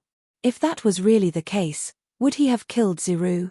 Those who have committed crimes die, but what about those who have contributed? Yarrow Sulwan's hands were clamped above Yi Zixiao's head, her charming eyes filled with temptation. Reward. Yi Zixiao suddenly collapsed. Another round of torment ensued. It was a battle to the death.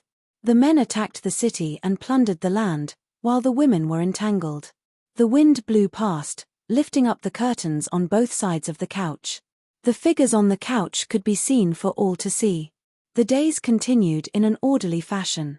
The midsummer quietly left and the air became much fresher. Yarrow Moen leisurely sat on the swing next to the stone bench, enjoying the coolness brought by the autumn wind. Your Highness, there's news from Prime Minister residence. Madam took Bo An and that Wu Zicheng and ran away with over half of Prime Minister residence's property. Liu Xing's news caused Yarrow Moen's little heart to tremble slightly. Li Qingqing had finally made a move. She had really waited for a long time. How is father? Yarrow Moen was more concerned about Yarrow Zhenting's reaction. Master flew into a rage and fainted at the time. Right now, he's searching everywhere for Li Qingqing's whereabouts. I heard that he didn't even attend morning court, reported Liu Xing. Li Qingqing took away the only thing that he cared about in this life, so how could he not be worried? Just wait, Father will definitely capture Li Qingqing even if he has to turn the entire Great Chu upside down. Remember, after father finds Li Qingqing, tell Ben Gong immediately. This consort wants to personally go and watch this show, instructed Yarrow Moen. Only with her present would this show be exciting. Yarrow Zhenting, no matter what Ben Gong does, you deserve it. After Liu Xing withdrew, Yin Shui appeared beside Yarrow Moen like a spectre. Yarrow Moen was already used to Yin Shui's method of appearing. Master, Duan Ziru went to Pure Flower's palace, reported Yin Shui respectfully. Ever since that day at Drunken Fragrance residence, Yarrow Moen had ordered Yin Shui to keep an eye on Duan Ziru's whereabouts. She hadn't expected that in just 5 days, Duan Ziru would already have found evidence. This was faster than she had imagined. Make a trip to Luminescent Prince residence, then meet up with Ben Gong in the willow forest outside Pure Flower's palace. Happy together? Happy together? How could Happy Yi Zixiao miss such a pinnacle battle? Once Yin Shui left, Yarrow Moen straightened her clothes and was just about to leave Guan Osprey Palace when Yi Junqing stopped her. Yarrow Moen. Editor Yi Moen Yi Yi Yarrow Zon Yi Yi the Shui Yi 1, if it's not important, Prince can talk about it later. Moen has urgent matters to attend to. Yarrow Moen walked around Yi Junqing and left Guan Osprey Palace. Of Minister, Mo. In fact, there is something this king has never told you. Long before this king investigated Nanny Sun and the others, this king had seen a palace made in the wing room of the old cold palace. Actually, there's something this prince hasn't told you. Long before this prince investigated Nurse Sun and the others, I met a palace made in one of the side rooms of the old cold palace. Yee. Even if Zon Tianjiyu is hungry, you can't find a palace made. Even if Zon Tianjiyu is hungry, you can't find a palace made. Strictly speaking, all the women in this palace belong to His Majesty. How could Zon Tianjiyu get involved? Yi Juanqing's expression darkened. This prince is talking about serious matters. Yi Junqing sighed heavily. Had he been kicked in the head by a donkey? Otherwise, why would he be discussing this with this god of plague? When Yi Junqing thought of this, he turned around speechlessly. Just as he was about to leave, Yarrow Moen pulled him back. Does Zon Tianjiyu not want to know what Moen is going to do? Yarrow Moen looked towards Yi Junqing mysteriously. She couldn't help but have a vulgar expression. I don't want to, replied Yi Junqing resolutely. It's a heaven-defying matter. If Zon Tianjiyu doesn't come, don't regret it. Yarrow Moen lifted her brows, then let go of Yi Junqing and walked towards Pure Flower's palace. In just the time it took to make a cup of tea, Yi Junqing had already appeared next to Yarrow Moen. Wasn't Zon Tianjiyu not coming? Teased Yarrow Moen. This prince is afraid of regretting it, replied Yi Junqing angrily. Yarrow Moen smiled faintly when she heard this. Facing the autumn wind, Yarrow Moen's smile was as dazzling as a peach blossom. Her hair fluttered against Yi Juanqing's handsome face and a unique fragrance wafted into his nose. Yi Junqing felt great waves rise in his heart and the feelings he had been suppressing started to stir. When Yarrow Moen pulled Yi Junqing to sit on the stone platform outside the main hall of Pure Flower's palace, Yi Juanqing's expression was as dark as the sea. The heaven-defying matter you're talking about is stealing someone's woman? Just how heaven-defying is that? Yi Junqing still regretted it in the end. Shish, Moen guarantees that I won't disappoint Zon Tianjiyu. Just listen. Yarrow Moen indicated for Yi Junqing to keep quiet before carefully listening to the raging waves inside. Yarrow Sulwan was a bit surprised by Duan Ziru's sudden appearance. Although she knew that there were no walls in this world that didn't have a crack, she hadn't expected Duan Ziru to come so quickly. Does Wang Fei not know how to salute when seeing Niang Niang? When Mingyu saw Duan Ziru standing coldly in the center of the main hall, she took a step forward to remind her. Ziru has some things that she wishes to speak with consort Li alone.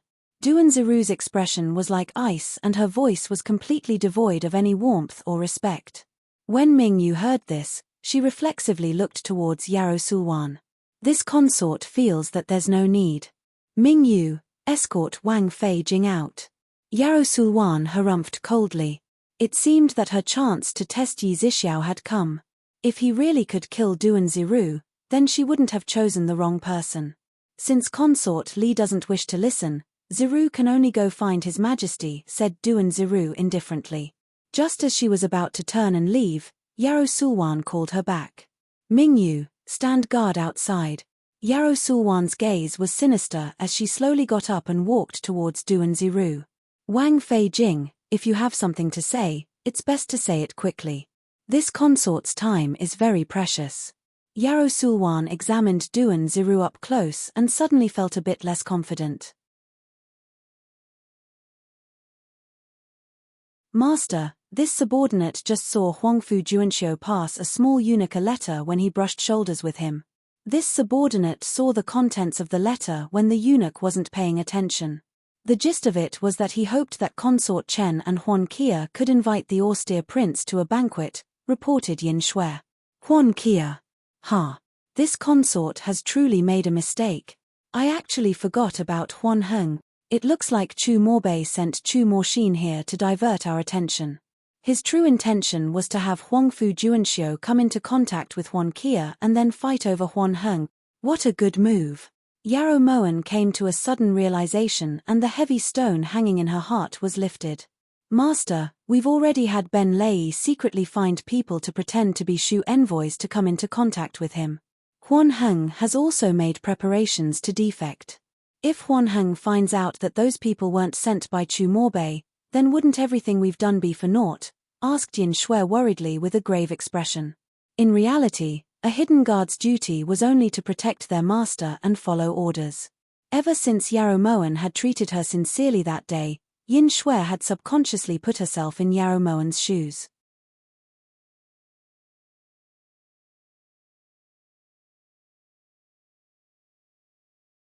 Chapter 191. Right now, she had already violated the most important principle of a secret guard, which was to not have feelings. That was because a secret guard had to be loyal to countless masters in their lifetime. Once they had feelings for their previous master, they would be disloyal to their next master. This seemingly heartless rule was actually the most suitable. Without a master's gift or sale, they wouldn't leave their master. Thus, if they were to talk about being heartless, it had to be the master who was heartless first. They would only be loyal to their current master. Fortunately, you noticed this. Since this consort knows their objective, this consort naturally won't let them get what they want. We'll ignore Huan Kia for now. In the end, the root of the problem lies with Huan Heng. Yin Shui, immediately send a messenger pigeon to Ben Lei. Order him to spread the rumor that Chu Morbei and Chu Morshin appear to be brothers on the surface, but are actually like fire and water. Remember, the more real the better, the more obvious the conflict, the better. Do you understand what this consort is saying? Yarrow Moen's gaze was sharp as she spoke indifferently. This subordinate understands. As the saying goes, rumors are fiercer than tigers. As long as Huan Heng believed that Chu Morshin and Chu Morbei were secretly fighting for power, he definitely wouldn't believe a single word from Huangfu Juanxiu, who had come with Chu Morshin. Ever since Yarrow Moen had warned him sternly that day, Chu Morshin seemed to have become a completely different person.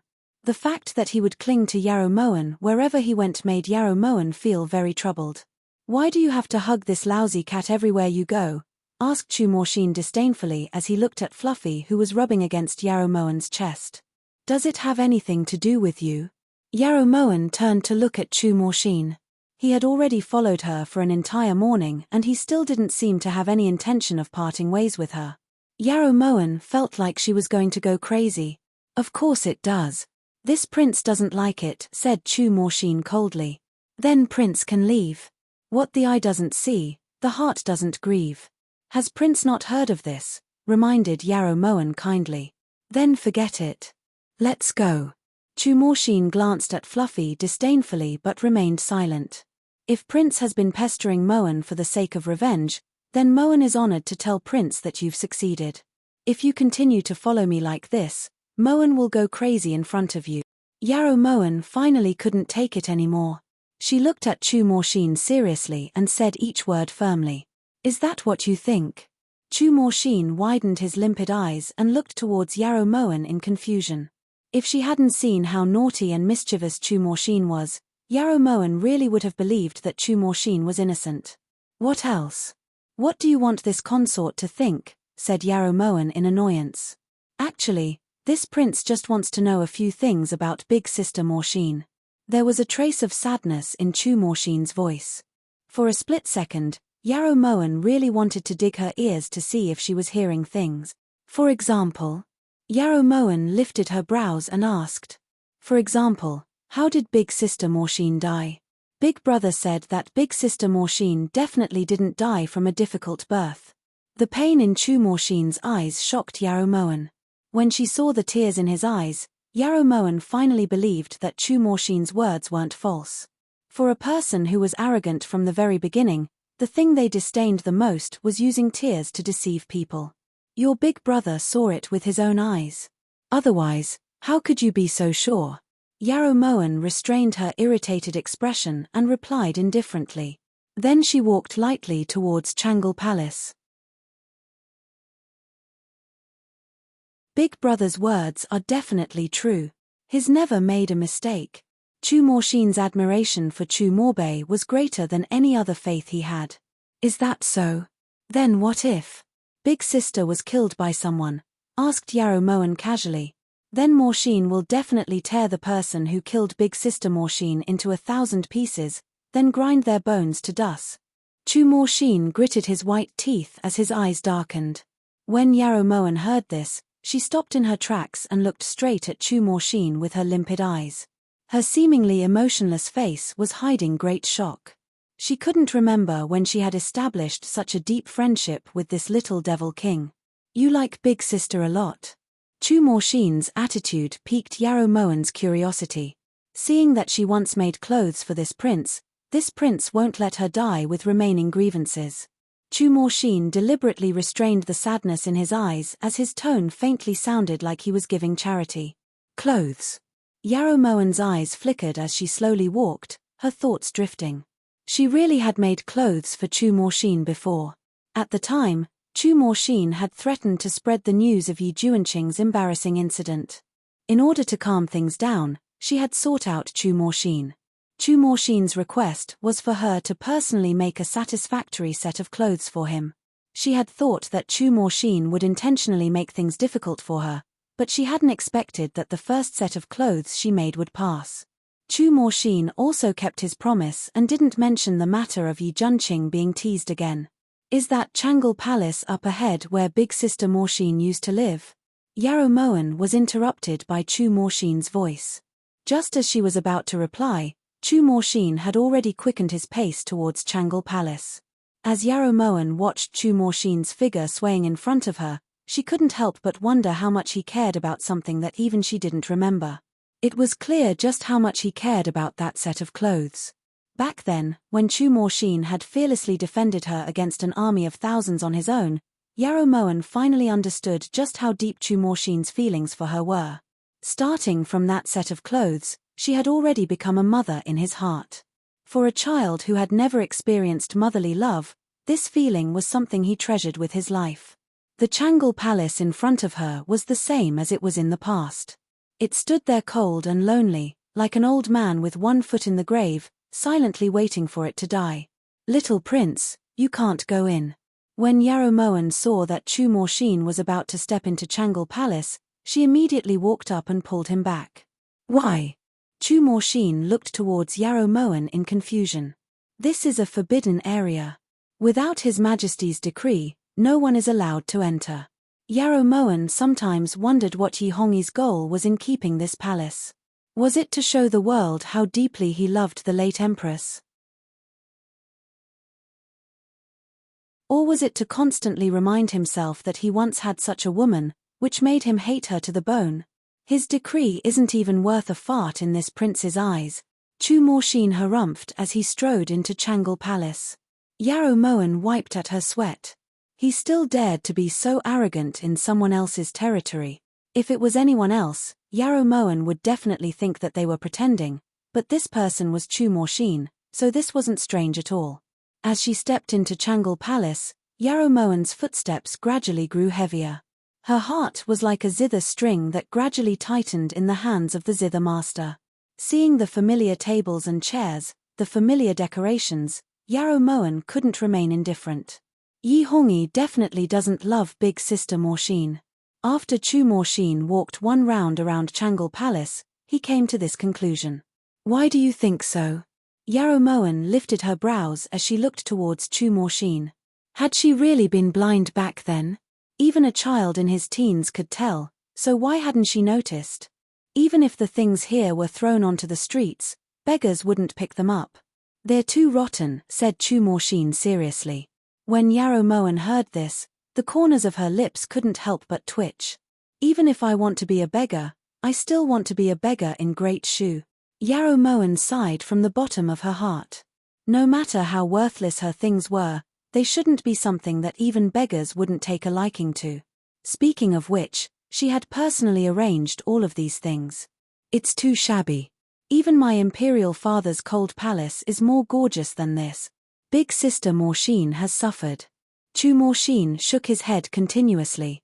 The way he shook his head like a rattle drum made Yarrow Moen dizzy. Actually, this place isn't bad. It can't really be considered shabby, right? Yarrow Moen's expression was slightly embarrassed. Back when she lived here, she had felt that this place was too gorgeous. Basically, the entire Chu Palace is shabby, commented Chu Morshin. Just because of this, you feel that His Majesty doesn't love Big Sister? Yarrow Moen didn't plan on continuing the topic of shabbiness.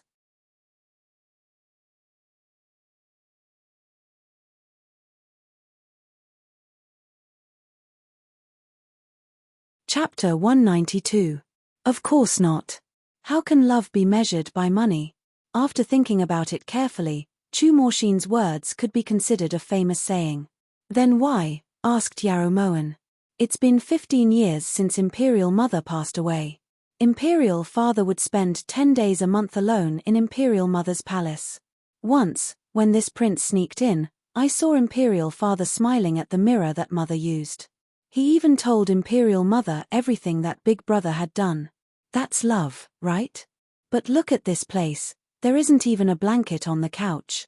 Yi Hongyi probably comes here very rarely. If he loves Big Sister Morshin, then he should be like Imperial Father and come here at least a few times a month. After all, there are so many memories of him and Big Sister Morshin here. Chu Morshin looked towards Yarrow Moen. Ever since Big Sister died, he hasn't come here even once. Yarrow Moen looked mournfully at the empty couch, 1,000 emotions swirling in her heart. I really don't know why Big Sister Morshin would like such a rotten person. If only Big Brother had met Big Sister Morshin earlier. Chu Morshin looked at every corner of the room as he muttered to himself. Why?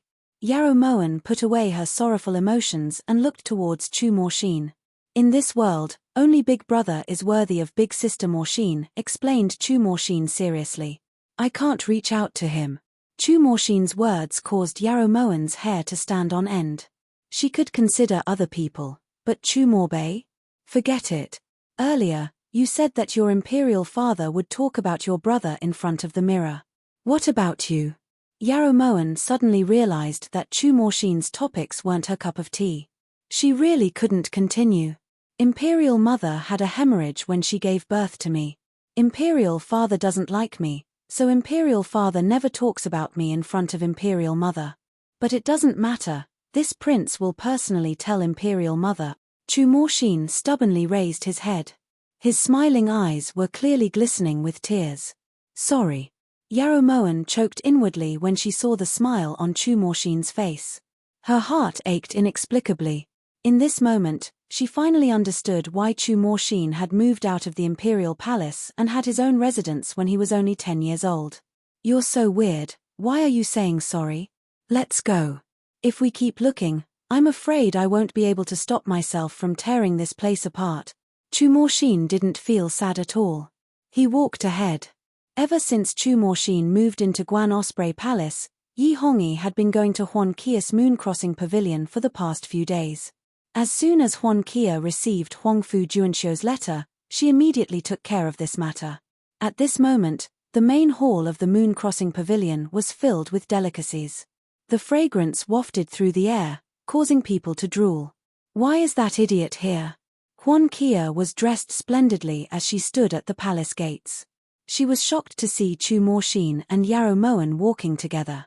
That's right. I only went to the West Wing to invite the young austere prince. Why is she here? Zi Shuang was also surprised. Forget it. Since you've come, we can't chase you away. It's just another pair of chopsticks. At this time, Chu Morshin and Yarrow Moen had already walked over. Kia kowtows in salute to the esteemed prince, austere prince, and noble consort Yao. Huan Kia gracefully walked over and saluted respectfully. Older sister Wn she's not as pretty as you. In front of others, Chu Morshin still put on an innocent expression and cooperated with Yarrow Moen. That's why His Majesty still likes this consort a bit more. Yarrow Moen didn't hide the truth at all. At the side, Huan Kia's expression changed slightly when she heard this, but she quickly recovered.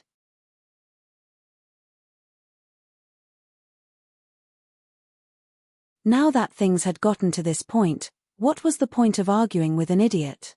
Furthermore, she didn't care about imperial favor right now. Since Yi Hongyi wanted to take away her father's military power, it was clear that he wanted to eradicate the Huan family. If the nest is overturned, there would be no intact eggs. If Huan residents were to suffer a disaster in the future, she would also be beaten back to her original state.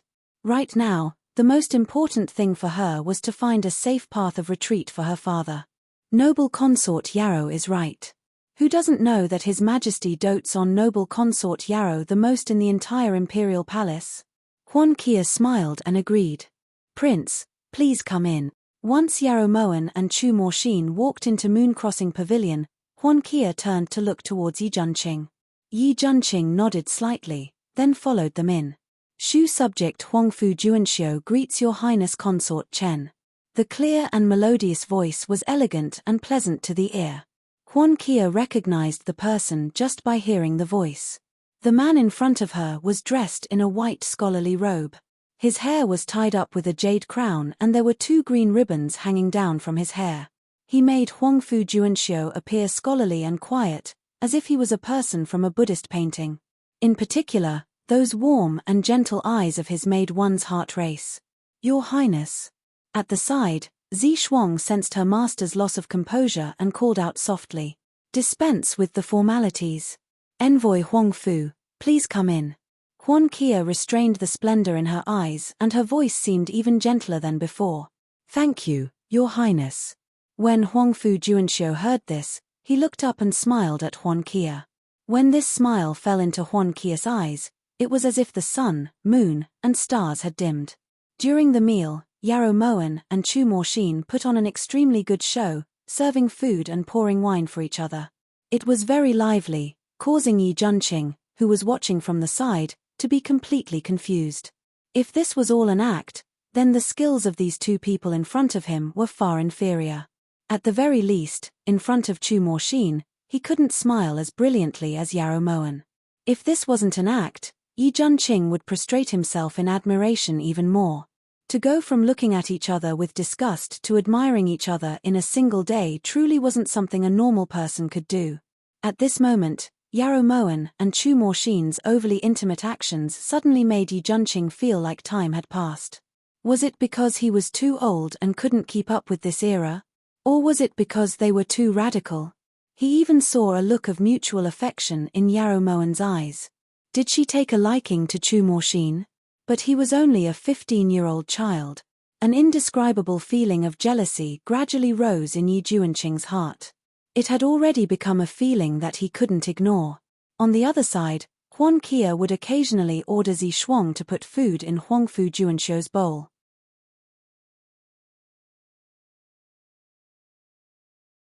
She would also carefully explain how to make each dish. Your Highness is truly intelligent.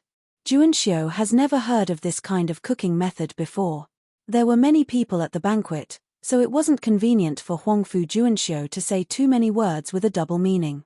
However, just based on the fact that Huan Kia had arranged this banquet, Huangfu Juanxiu had reason to believe that Huan Kia had intentions of defecting to Great Shu. Thus, while Zi Shuang was putting food in his bowl, Huangfu Juanxiu quietly passed the letter in his sleeve to Zi Shuang. Zi Shuang hesitated for a moment, then found an opportunity to pass the letter to Huan Kia. If Envoy Huangfu is interested, this consort can take you to the imperial kitchen one day so this consort can show some hospitality as a host. After Huan Kia understood the invitation in the letter, she said this meaningfully. That would be great. Huangfu Juanxiu nodded slightly with a smile. One smile moved the heart, two smiles moved the heart. Huan Kia's heart had completely fallen in this moment. Although the man in front of her couldn't be considered pitilessly beautiful or handsome, his unique elegance was something that Huan Kia couldn't resist. That night, Yarrow Moen took off her jade earrings and looked towards Yin Shui through the bronze mirror. What do you think of Huangfu Juanxiu's looks? This subordinate's previous master was Yang Nanxing, said Yin Shui indifferently. That's right, this consort had almost forgotten. Anyone who has seen Yang Nanxing, even if they see a handsome and outstanding person, would think that he's mediocre. Actually, this consort doesn't see what's so outstanding about Huangfu Juanxiu either, so why did Huan Kia take a liking to him? Yarrow Moen was confused. Objectively speaking, Yi Hongyi's looks weren't inferior to Huangfu Juanxiu's at all.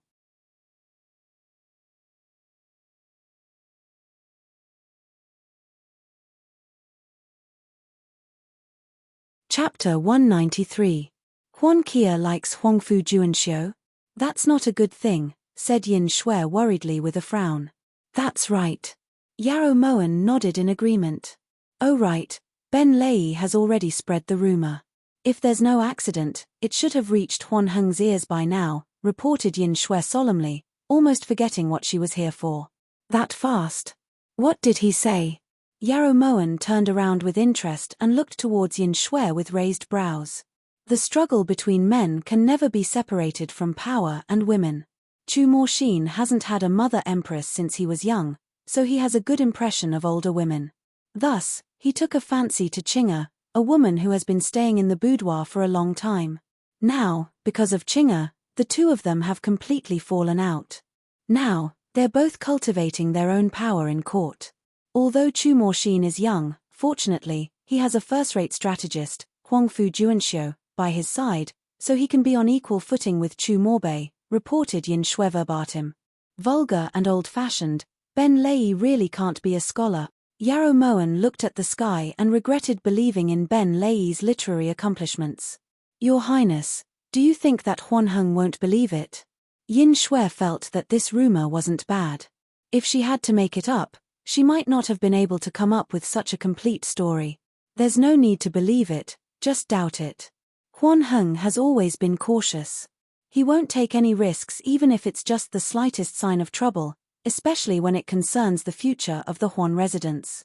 He's always cautious with every step he takes.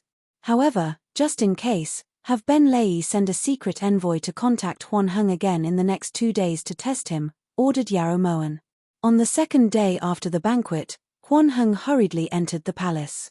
This calmed Yarrow Moen down slightly. In Moon Crossing Pavilion, Huan Kia's brows furrowed slightly as she mulled over Huan Heng's words.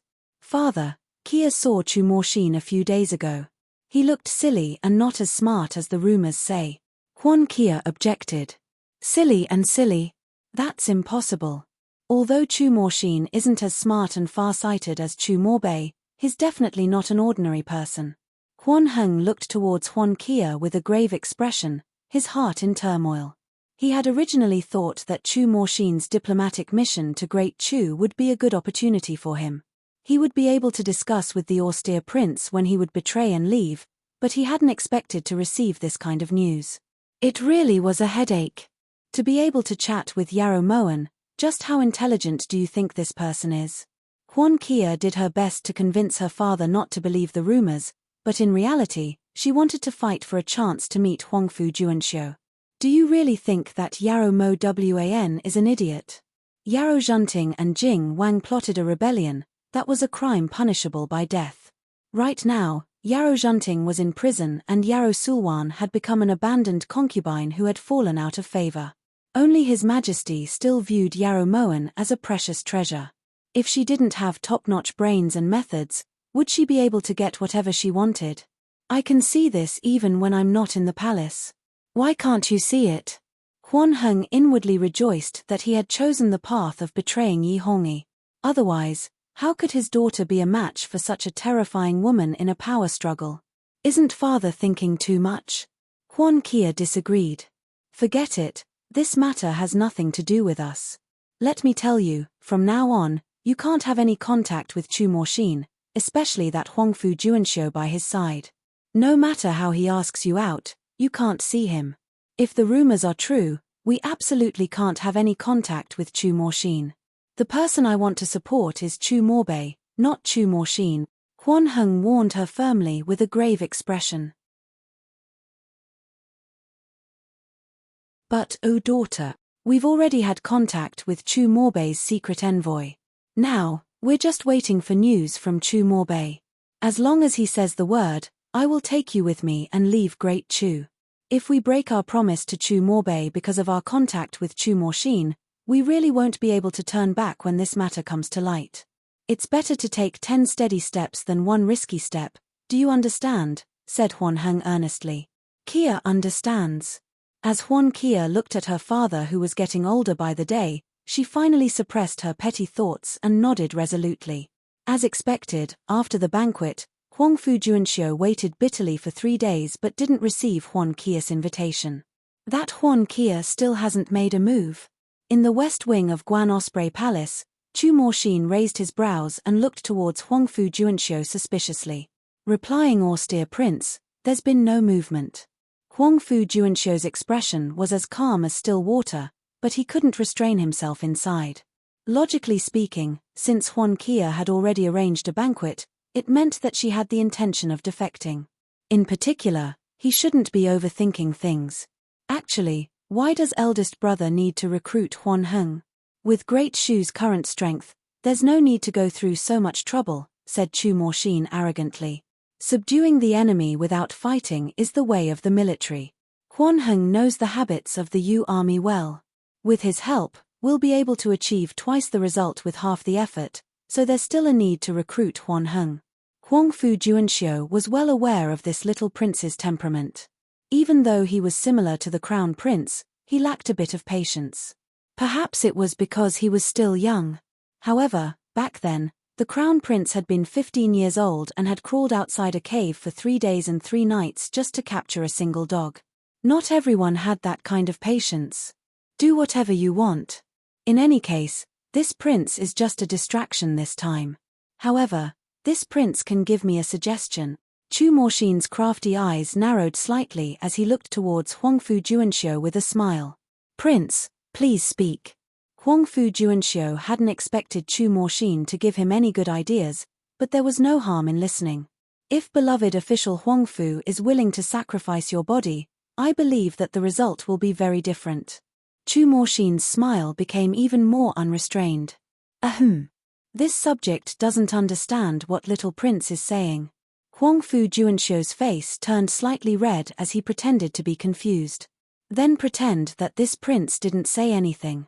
You can decide for yourself. This prince is going to look for Yarrow Moen. As Chu Moxin said this, he got up and walked out. This subject advises Prince to be careful with your interactions with Yarrow Moen. That person definitely isn't a good person.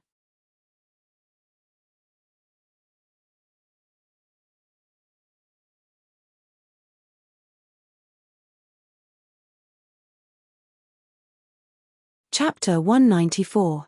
Yarrow Moen froze in place and only recovered after a long while. Yarrow Moen felt that Chu Moxin's sudden anger was completely unreasonable. Even so, this matter still gave her a headache. During dinner, Yi Junqing saw Yarrow Moen sitting there with a dispirited expression on her face. No appetite? Asked Yi Junqing kindly. Chu Moxin might really be angry. Yarrow Moen let out a long sigh and put down the porcelain bowl with a worried expression. Actually, this prince really doesn't understand. How could two people who are like fire and water suddenly get along so well? It's unimaginable. Although Yi Junqing didn't feel like it, his tone was clearly sour. Weren't Moen and Prince also like fire and water before? Yarrow Moen just wanted to explain that anything was possible, but the result wasn't as she wished.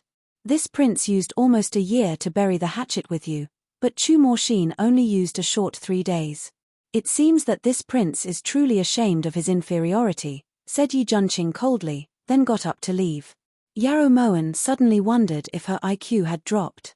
Just what did she say to make Chu Morshin and Yi Junqing so angry? Tingyu, which part of this consort's words were wrong? Did you hear it?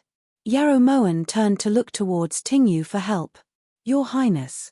Esteemed prince seems to be jealous of austere prince, replied Tingyu cautiously. Is that so? Yarrow Moen looked towards Tingyu in realization, and a trace of emotion flashed through her heart. Being jealous was good.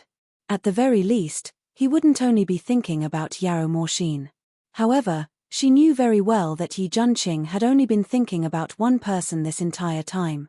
That night, Yarrow Moen used Yarrow Morshin as an excuse to invite Yi Junqing to the Cold Palace's garden. The bright moonlight dimmed the numerous stars in the night sky. Yarrow Moen stood alone in front of the Cold Palace, her heart gradually growing cold. Even though things had changed with the passage of time, the scene of that day still haunted her dreams. She didn't know how many nights she had woken up next to Yi Hongyi with tears streaming down her face. There were many times when she really wanted to chop off Yi Hongyi's neck and end everything, but she endured. What was so hard about dying? What was hard was living a life worse than death. What do you want to tell this prince about Morshin? When Yarrow Moen heard Yi Junqing's voice, she reflexively wiped away the tears in the corners of her eyes. It's about little sister Morshin. Yarrow Moen's lips curved into a smile, but her joke didn't make Yi Junqing feel any better. You know what this prince cares about the most, so you shouldn't joke around with the people this prince cares about the most. When he saw the teasing smile on Yarrow Moen's face, he abruptly turned around. Eldest sister once said that the two of you were fated, but not fated to be together. At that time, if Prince hadn't taken Yi Hongyi's mask to save her, the mishap wouldn't have happened. Yarrow Moen took a deep breath. This was the last thing she wanted to face. If she hadn't recognized the wrong person back then, would her life have been different? She told you that? Yi Junqing was stunned. Yarrow Moen could tell that his voice was trembling. That's right. She said that if she had known that the person who saved her that night was you and not Yi Hongyi, she would have made a different choice, said Yarrow Moen lightly. Yarrow Moen said this lightly, but her heart was aching. She had never mentioned these things to Yi Junqing. So she still remembered what happened that night. Yi Junqing walked over to Yarrow Moen with heavy steps. His voice was low as if something was stuck in his throat, making it hard for him to breathe. How could she forget the favor of saving her life? Yarrow Moen glanced towards Yi Junqing. That night flashed before her eyes. A young girl yearning for love had met a hero to save the beauty. Everything had started like this, but who would have thought that the ending would be so bleak? It's this prince's fault. It's this prince who shouldn't have worn that mask. Why? How could this prince have been so muddle-headed? Yi Junqing clenched his fists and smashed them against the tree. Under the moonlight, the blood on Yi Junqing's knuckles could be seen clearly. Moen knew that Prince would react like this. Then has Prince ever wondered why eldest sister didn't leave Yi Hongyi after finding out that the person who saved her was Prince? Yarrow Moen looked towards Yi Junqing with heartache, but didn't stop him.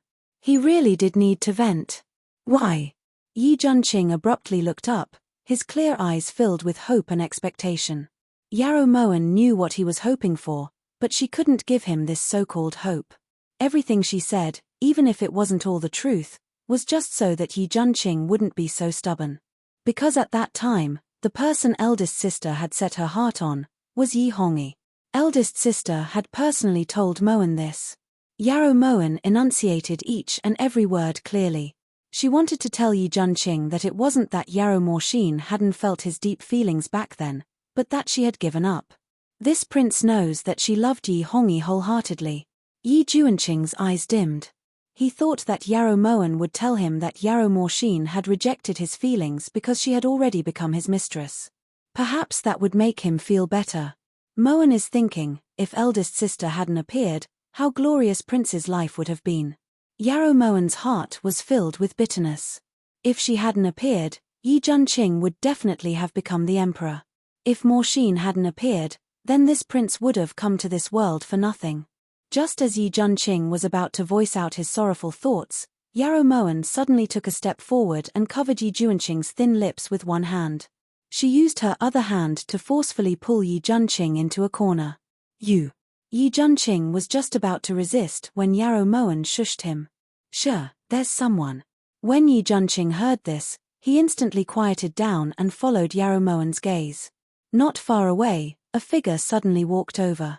It seems like... Yi Junqing narrowed his eyes as he muttered quietly. It's Huan Kia. Yarrow Moen's gaze was grave. It was the middle of the night, so why wasn't Huan Kia staying at Moon Crossing Pavilion? Why had she come here? She couldn't have made an appointment with Huangfu Juanxiu, right? In less than the time it took to make a cup of tea, Huangfu Juanxiu appeared in front of Yarrow Moen as expected. This one has arrived late, please forgive me, Your Highness Consort Chen. Under the moonlight, Huangfu Juanxiu's face seemed to be coated with a layer of silver light. He was gentle and refined, as if a god had descended. At this moment, Huangfu Juanxiu clenched his fists and bowed respectfully. Envoy Huangfu, please rise.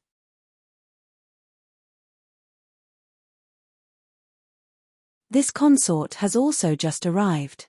Actually, this consort's meeting with Envoy like this really isn't very proper. However, Envoy sent 3 messages in a row. This consort is afraid that there's something important, so this consort has no choice but to meet. Envoy, please speak. This consort can't stay here for long. In the end, she was still a daughter of a noble family. Even though she was so happy that she couldn't control herself, she still put on an awkward expression. Juanxiu has been presumptuous, but Juanxiu really can't bear the pain of lovesickness. Ever since I met Your Highness that day, Juanxiu has been attracted by Your Highness's heavenly beauty and has been unable to sleep at night. In a few days, Juanxiu will be leaving with austere prince. If I don't see Your Highness, Juanxiu might die from lovesickness. Huangfu Juanxiu's brows were tightly furrowed as his beautiful phoenix eyes shone with undisguised adoration.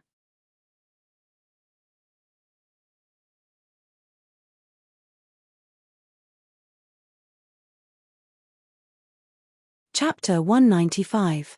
When Chu Morshine suggested sacrificing his body, Huangfu Juanxiu had thought it over. His goal was to complete the mission, so as long as he didn't betray the crown prince, even if his methods were a bit dishonorable, it didn't matter. Huangfu.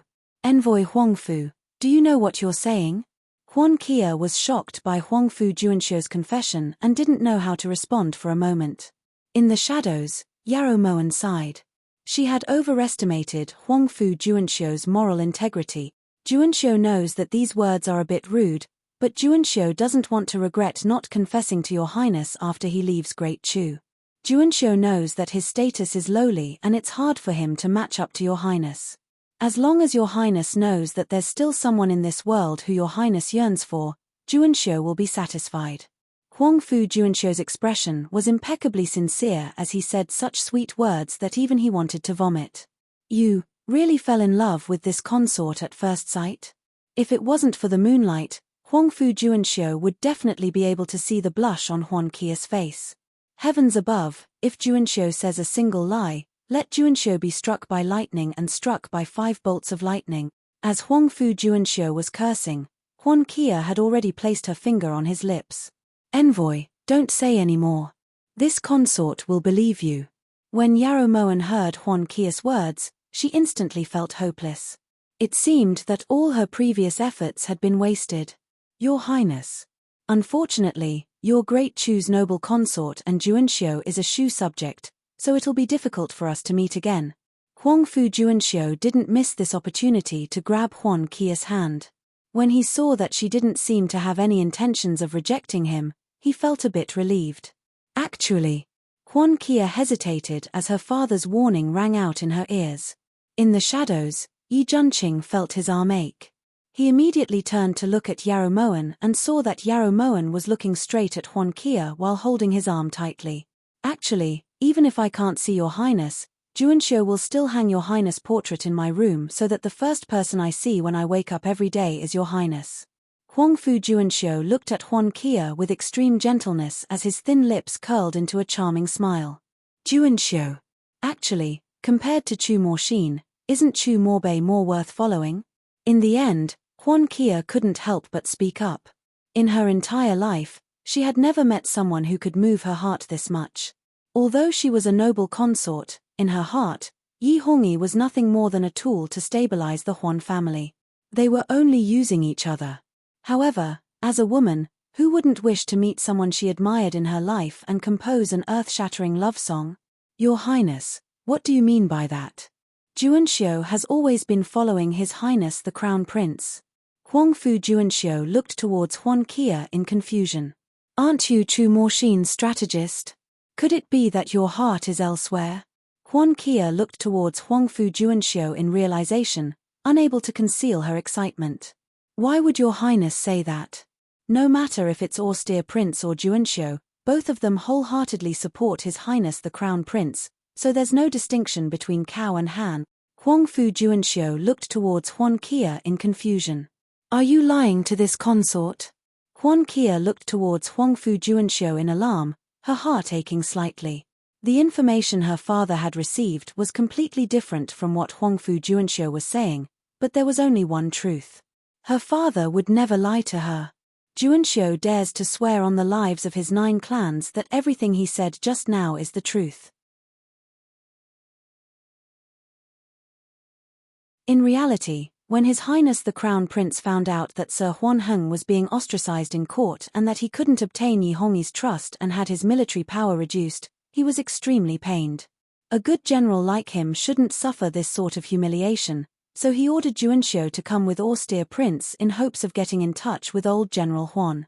If old General Huan is willing to defect to Great Shu, His Highness the Crown Prince will definitely treat him as an honored guest and hand over the military power of the 10 prefectures to old General Huan.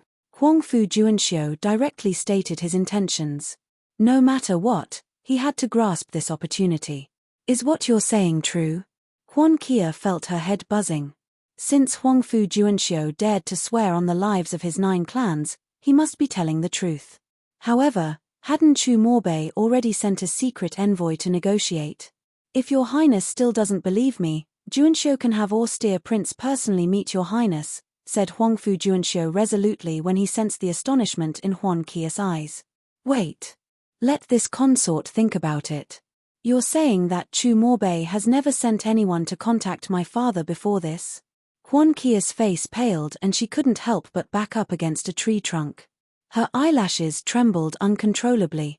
If the person who had been contacting her father wasn't sent by Chu Morbei, then who was it? And why was he pretending to be a secret envoy from Great Shu? Could it be Yi Hongyi? If that was the case, then Huan residence was done for. Juanxiu doesn't understand what your highness means. Huangfu Juanxiu furrowed his brows slightly. He was extremely confused by Huan Qi's current expression. You just have to answer this consort. Did Chu Morbei send anyone to contact this consort's father before you came? Asked Huan Qi agitatedly. His Highness the Crown Prince.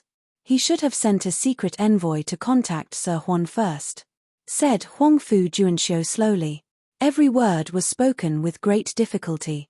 He had to take this gamble. In the shadows, Yarrow Moen truly felt that Huan Qi was really stupid. If it was her, she would also answer the same way Huangfu Juanxiu did. From the looks of it, it was time for her to personally make an appearance. Are you sure? No matter how much Huan Qi was interested in Huangfu Juanxiu, she couldn't ignore the fate of the entire Huan residence. When she heard the hesitation in Huangfu Juanxiu's voice, her heart turned cold. Juanxiu is sure. Huangfu Juanxiu nodded firmly. This consort is tired. Huan Qi's mind was in a mess. She needed to calm down. Your Highness, then what did Juanxiu say? Asked Huangfu Juanxiu anxiously as he took a step forward. Let this consort think about it. Before this, it's not convenient for this consort to meet with the envoy. Huan Qi staggered slightly as she left the garden. Huangfu Juanxiu stood behind her for a long time, then left helplessly. Once the two of them were far away, Yi Junqing suddenly stood up with a frown. Chu Morbei is truly intolerable. He actually dared to come to the Chu Palace to recruit people. Roared Yi Junqing angrily. Flies don't bite seamless eggs. If it wasn't for the fact that Yi Hongyi was too suspicious and stripped Huan Heng of his military power, how could he have had such an opportunity? Yarrow Moen walked leisurely to Yi Junqing's side with a calm gaze. As a general, the most important thing is His Majesty's trust. Yi Hongyi's actions have truly hurt Huan Heng's heart. This prince is afraid that. Yi Junqing restrained the anger in his eyes and was now filled with worry. Is Prince afraid that Huan Heng will leave Great Shu? He won't have a chance. Yarrow Moen's lips were tinged with a smile that could turn all living things upside down. When Yi Junqing saw that Yarrow Moen had left, he immediately walked over. How do you know he won't have a chance? Huangfu Juanxiu hasn't left yet, and even if he left, who can guarantee that Chu Morbei won't send another secret envoy? Yi Junqing didn't think much of it. Me. Yarrow Mo Wan abruptly stopped. Her eyes that were as clear as water burst with resplendent splendor. When Yi Junqing saw the confidence in Yarrow Moen's eyes, the worry in his heart instantly lessened. For some reason, he just couldn't help but believe Yarrow Moen's words. You'd meddle in other people's business, said Yi Junqing angrily. Prince, remember, anything Moen meddles in is not other people's business. Yarrow Moen's smile was like a flower. Under the moonlight, her smile was like a silver peony, graceful and mysterious. After returning to his residence, Huangfu Juanxiu thought about it and felt that there was more to Huan Qi's words. Based on what she said, it seemed that before him, there had already been someone pretending to be the crown prince looking for Huan Heng. Who could it be? Right at this time, a white pigeon flew in through the window. Huangfu Juanxiu got up and walked to the window. When he saw that there was no one around, he reached out to grab the white pigeon and carefully removed the bamboo tube to take out the letter inside. When he saw the contents of the letter, Huangfu Juanxiu's expression turned serious.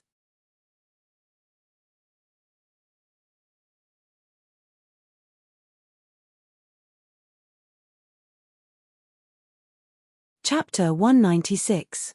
It was past midnight and there wasn't a single person on the streets of Chang'an. There was the occasional gust of wind and it was cold and lonely. At this moment, a large palanquin was hurrying forward. The bearers were all panting from exhaustion. Suddenly, a black figure flashed out and the bearers were instantly immobilized. You lie in, room number 1 inch preposterous. Let me go. Do you know who I am? Huan Heng sat up straight on the chair and glared angrily at the veiled woman in front of him. Since I kidnapped you, I naturally know who you are. Not only does Jingxin know who you are, she also knows why you entered the palace so late at night. Yarrow Moen held a teacup and sipped. You're called Jingxin? How did you know I wanted to enter the palace? Huan Heng took a deep breath and calmed down. He carefully examined the person in front of him. Although he couldn't see her face clearly, just from the cold light in her eyes, Huan Heng knew that this person wasn't an ordinary person. The person who has been in contact with you all this time isn't a secret envoy of Great Shu. This news must have shocked you, right? Yarrow Moen got straight to the point. You. How did you know?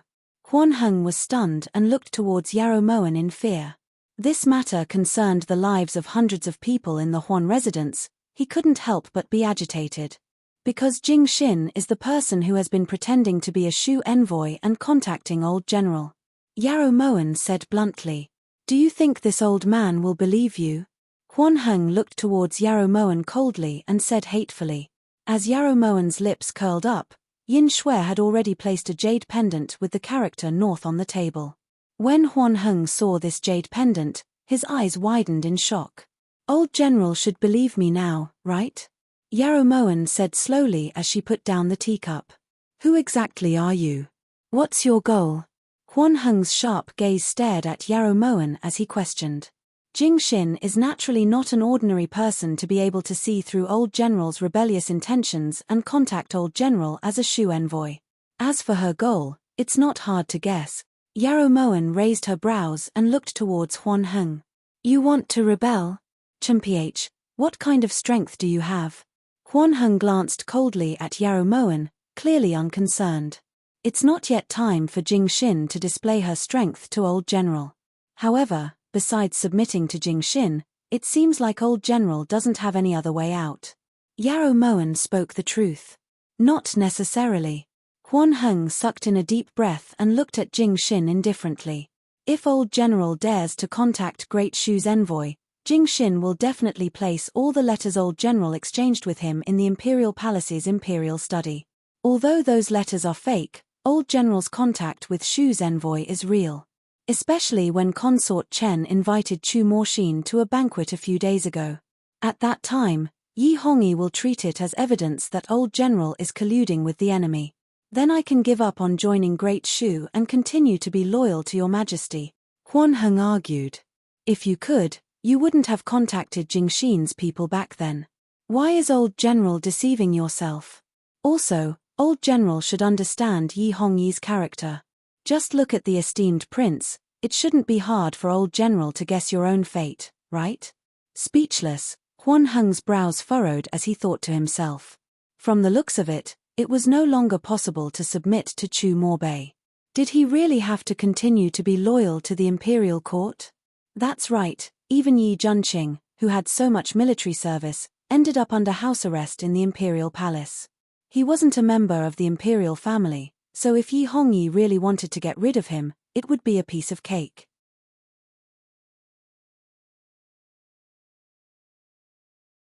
If this old man is willing to submit to you, what benefits will there be?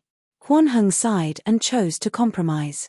No matter when or where, Jing Xin will ensure that your Huan residence is safe. Yarrow Moen's voice was firm and powerful. When people reached Huan Heng's age, what they wanted the most was for the residents to be safe. Otherwise, he wouldn't have let his daughter give up on the chance to become empress. In Moon Crossing Pavilion, what Huan Kia anxiously waited for wasn't Huan Heng himself, but a letter. Your Highness, what does Old Master mean by this? Asked Zi Shuang suspiciously as she looked at the letter in Huan Kia's hands. Huang Fu Juanxiu isn't a good person. How did father know? Huan Kia's brows furrowed and her heart chilled. Although the letter didn't say it clearly, she understood what her father meant. What should she do? Give up. For the sake of the Huan residents, she had already given up on her own happiness. Now that happiness was right in front of her, was she really going to let it slip by? She couldn't accept this. The next day at noon, Yi Junqing was just about to ask Yarrow Moen about Huan Heng when Chu Morshin suddenly stormed in angrily. Preposterous. If this prince catches that person, I'll definitely pull out his tongue and feed it to the dogs. Chu Morshin's brows were vertical and his phoenix eyes were sharp. When he sat down, Yarrow Moen even felt a gust of wind blow past her. Catch who? Asked Yarrow Moen doubtfully as she handed Chu Morshin the porcelain bowl.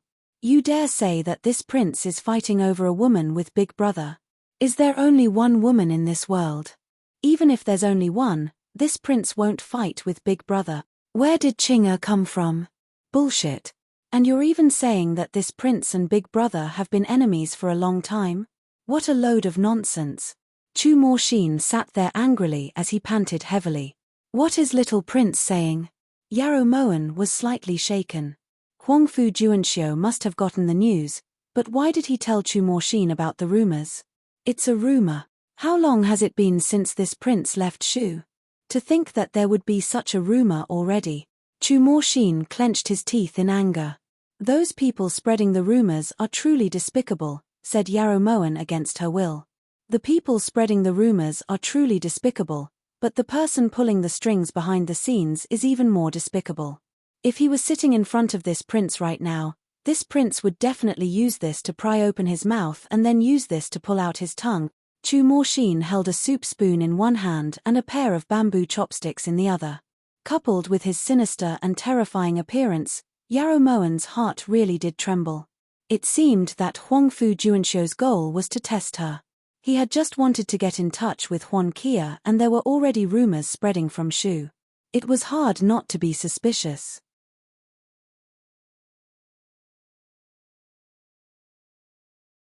Since the rumor originated from Great Shu, the person behind the scenes is most likely from Great Shu. Prince, rather than getting angry here, it would be more practical for you to return as soon as possible, said Yi Junqing unhurriedly. Big Brother will naturally investigate this matter. There's no need for this prince to worry. As for returning, this prince isn't in a hurry. Chu Morshin took a deep breath, then glanced at Yarrow Moen seemingly unintentionally. Right at this time, Ting Yu rushed in from outside. Your Highness, it's bad. Fluffy and Jewel have disappeared. This servant has searched the entire imperial palace but can't find them. Ting Yu knew that Fluffy and Jewel could be considered master's treasures, so she anxiously reported this. They have 8 legs in total, of course you won't be able to find them. Before Yarrow Moen could reply, Chu Morshin said angrily with a disapproving expression. Your Highness. Ting Yu didn't know what to do and looked towards Yarrow Moen for guidance. It's fine. You can withdraw first. Yarrow Moen glanced at Chu Morshin before looking towards Ting Yu. Once Ting Yu left, Yarrow Moen's gaze returned to Chu Morshin. It's best if you let them out. If they've gotten thinner or lost even a hair, this consort will definitely find them on your body. Yarrow Moen's heart ached for Chu Morshin, but that didn't mean she could allow him to do as he pleased. Even if he was angry at her, it shouldn't involve his wife and children, let alone 2 cats. Why would this prince capture them when he's already full? Chu Morshin avoided Yarrow Moen's gaze, then picked up the porcelain bowl and gulped down the soup.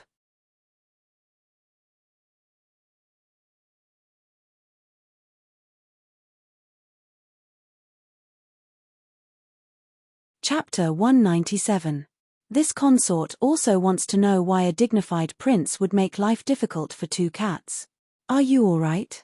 Yarrow Moen originally wanted to tease him, but she saw that Chu Morshin's brows were tightly furrowed and his face was deathly pale. His forehead was covered in cold sweat. I'm fine. Chu Morshin suddenly felt a dull pain in his chest, as if someone had smashed him with a hammer. Austere Prince, are you really all right? At the side, Yi Junqing saw that Chu Morshin's hands were trembling uncontrollably. Even his legs were trembling and sweat was pouring down his forehead. Phut. Before Chu Morshin could finish speaking, he coughed up a mouthful of blood. Yi Junqing looked towards Yarrow Moen when he saw Chu Morshin coughing up blood. I didn't do anything. Someone. Hurry and call the imperial physician. Yarrow Moen hurriedly went over to support Chu Morshin. At almost the same time, Huangfu Juanxiu walked in. Little Prince. Little Prince. How could this be? Yarrow Moen. How could Prince be like this? Did you poison him? With the previous example, the first person Huangfu Juanxiu thought of was Yarrow Moen. Saving austere Prince is more important. Yi Juanqing's expression turned serious. He sealed Chu Morshin's meridians, then placed his palm on Chu Morshin's back to transfer some true qi. If anything happens to Little Prince, His Highness the Crown Prince will definitely send troops to attack you and tear the 2 of you to pieces. Huangfu Juanxiu's heart ached when he saw Chu Morshin's pained expression. Juanxiu. Cough cough. This prince orders you not to tell Big Brother about this. Do you hear me? Chu Morshin grabbed Huangfu Juanxiu by the collar, his eyes as sharp as an eagle's. However, every word he said seemed to exhaust all of his strength. Blood flowed down the corner of his mouth and stained his robes. Prince. Why? Huangfu Juanxiu hugged Chu Morshin with both hands as he shouted in grief. If this prince says it's not allowed, then it's not allowed. Cough cough. Don't worry, this prince's life is tough, otherwise, mother wouldn't have died. Chu Morshin smiled stubbornly, then his gaze slowly moved towards Yarrow Moen before finally falling into darkness. Imperial Physician. Hurry and summon the Imperial Physician. The moment Chu Morshin closed his eyes, the image of Zhong's pretty face suddenly appeared in her mind. That action of raising his brows seemed to tug at her heart, causing her heart to ache to the extreme. Young Prince. Your Highness. Yarrow Moen, Yi Junqing. If anything happened to Prince, Huangfu Juanxiu definitely wouldn't let it go. The Crown Prince would not take this lying down. Great Shu won't let this go.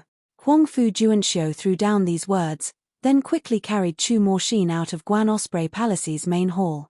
Morshin, please don't let anything happen to him. I beg you. Yarrow Moen's tears fell like rain. Her body swayed as she tried to follow him, but Yi Junqing pulled her back. You can't go now. His Majesty will be here soon. There's no way you can hide your current emotions from His Majesty. Yi Junqing sensed that Yarrow Moen was acting strangely, so he quickly reminded her. Please save him.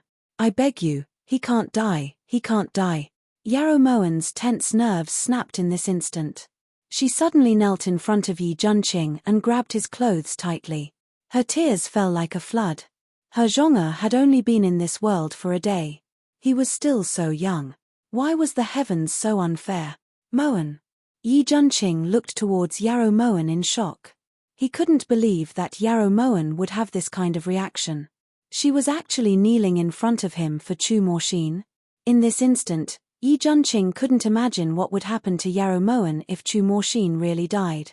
Tingyu, hurry and help your master back to the bedroom.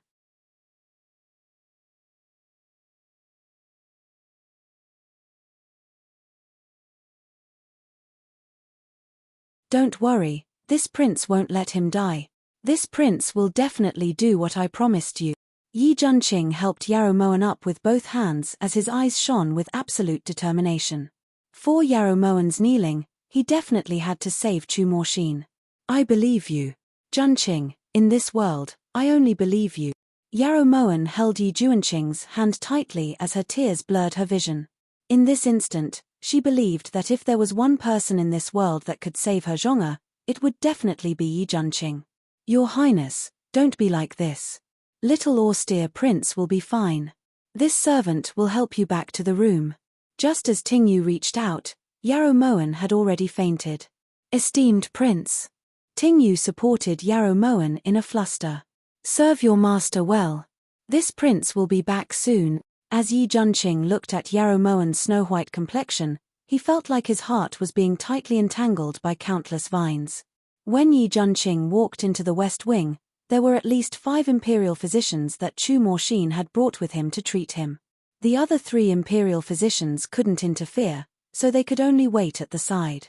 How is little prince? Asked Huangfu Juanxiu anxiously as he looked towards the imperial doctor with worry in his eyes. Darren, it's not good. The little prince has been poisoned. Although his meridians have been sealed, the poison is too strong. It's already starting to seep into his lungs and internal organs. We have no way to save him. The imperial physicians had bitter expressions as they reported. This won't do. You have to cure the little prince. Otherwise, you'll all be buried with him. Huangfu Juanxiu abruptly grabbed the imperial physician's collar with bloodshot eyes. Darren, even if you kill us right now, there's nothing we can do. Crane's crown red and fallen goose sand, even an immortal wouldn't be able to save him. The imperial physicians didn't struggle. How could they not want to save Chu Morshin? However, reality was cruel. No one could cure this kind of poison. Let this prince try. Behind the imperial physician, Yi Junqing walked up to the bed with large strides. Move away. If it wasn't for you and Yarrow Moen, how could the little prince be like this? Huangfu Juanxiu blocked Yi Junqing's path with hostility as he shouted angrily. This matter has nothing to do with this prince and noble consort Yarrow. If you want Chu Morshin to die, then stand here. If you want him to have a chance to live, then move out of the way. Yi Junqing looked towards Huangfu Juanxiu coldly as he spoke. Cough cough. On the bed, Chu Morshin was coughing violently. Blood had already dyed his clothes red. If anything happens to the little prince, Juanxiu will make you pay with your life first. After a moment of hesitation, Huangfu Juanxiu finally moved out of the way. Yi Junqing quickly walked over to the bed and helped Chu Morshin up. Then he sat down on the bed and slowly placed his hands on Chu Morshin's spine to circulate qi. It's that simple.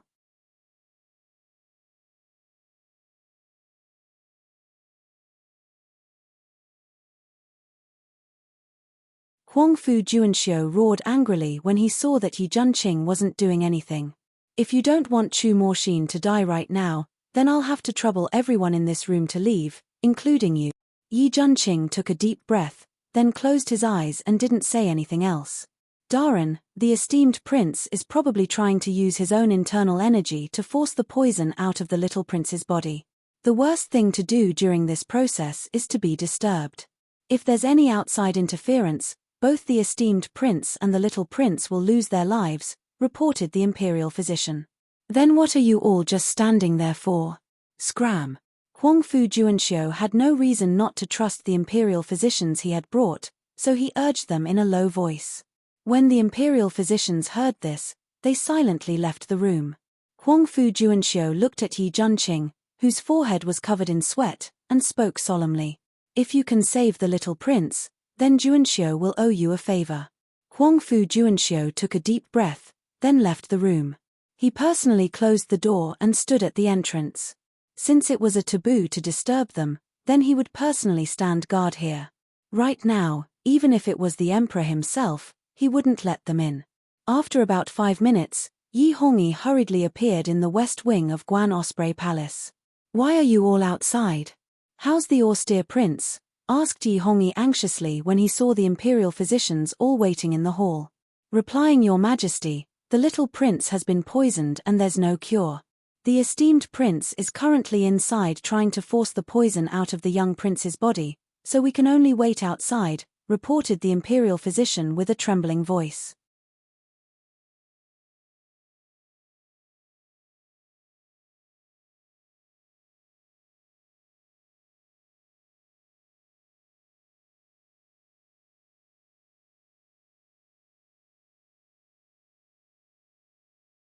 Chapter 198. Poison. We're going in to take a look. The moment Yi Hongyi heard the news, he was both shocked and delighted. He was shocked that if something happened to Chu Moxin, the war between Shu and Yu would definitely happen. He was delighted that Yi Junqing had been there when Chu Moxin had gotten into trouble. No matter who did this, he would be able to push it onto Yi Junqing. However, when Yi Hongyi reached the door to the inner room, Huangfu Juanxiu had no intention of moving aside. How dare you? His Majesty wants to go in, so why aren't you backing down? Shouted An Bingshan as he waved his horsetail whisk. It's not that Juanxiu is being rude, but the esteemed prince is currently helping the little prince force out the poison. He can't be disturbed, said Huangfu Juanxiu coldly. What are you saying? His Majesty is worried about austere prince's illness, so how can you say that he's disturbed? Retorted An Bingshan arrogantly. He hadn't forgotten how Huangfu Juanxiu had cursed him. It doesn't matter if it's to visit or disturb, Juanxiu won't move aside. This is Great Chu's territory. King Yu can order people to drag Juanxiu out and have him executed, but if King Yu insists on going in, then it means that King Yu is intentionally trying to harm austere prince. At that time, it doesn't matter who poisoned him. Great Shu will blame this on King Yu, said Huangfu Juanxiu seriously. You really don't know what's good for you. An Bingshan was just about to retort when Yi Hongyi stopped him. We can understand Envoy Huangfu's feelings. Since the esteemed prince is here, I believe that austere prince will definitely be able to turn this disaster into a blessing. We can rest assured. An Bingshan, wait here. As soon as there's any movement inside, immediately report to Yao Gui. Yi Hongyi forcefully suppressed his anger and turned to leave. Time passed second by second. Everyone in the West Wing felt like there was a huge rock weighing down on their hearts. They knew very well that if Chu Moxin died, the world would fall into chaos. Before they knew it, 4 hours had passed, but there was still no movement from the room. In the inner room, Yi Junqing had already used up most of his internal energy. His robes were already drenched in sweat, but Chu Moxin didn't react at all. His lips were purple and his face was even paler than before. Prince, Yin Shui is helping you. Suddenly, Yin Shui, who had been hiding in the shadows, appeared. She pushed Yi Junqing's back with all her strength. Yin Shui, there's no need for you to do this, said Yi Junqing with difficulty when he felt Yin Shui's internal energy pushing in. Master's hopes are Yin Shui's hopes. Since Master wants Chu Moxin to live, Yin Shui will definitely do her best. At the time, when Yin Shui saw Yarrow Moen kneeling in front of Yi Junqing in such a heart-wrenching manner, she actually started crying as well. Bam! Yin Shui's she's not going. She for Shui. She was Yun 2222. Chenzin for In was in Had for Zun. Another 2 hours passed. The people outside became more and more anxious, and the people inside were also exhausted. At this time, Yin Shui was leaning against the bed frame in exhaustion, but she was still doing her best to push internal energy into Yi Juanqing's body. Yi Juanqing's condition was even worse. His face was even paler than Chu Moxin's, but Chu Moxin's complexion was gradually recovering. "Prince, you can't." The moment Yin Shui sensed that Yi Juanqing was about to push out the last of his internal energy, she tried her best to stop him. She knew that although Master wanted Chu Moxin to live, it definitely wasn't at the cost of Yi Juanqing collapsing. Just a little bit more, this prince can't give up halfway. Yi Juanqing also knew that he had used up all his strength, but during these 6 hours, the only thing that kept appearing in his mind was Yarrow Moen's teary eyes. This was the first time he had seen Yarrow Moen cry.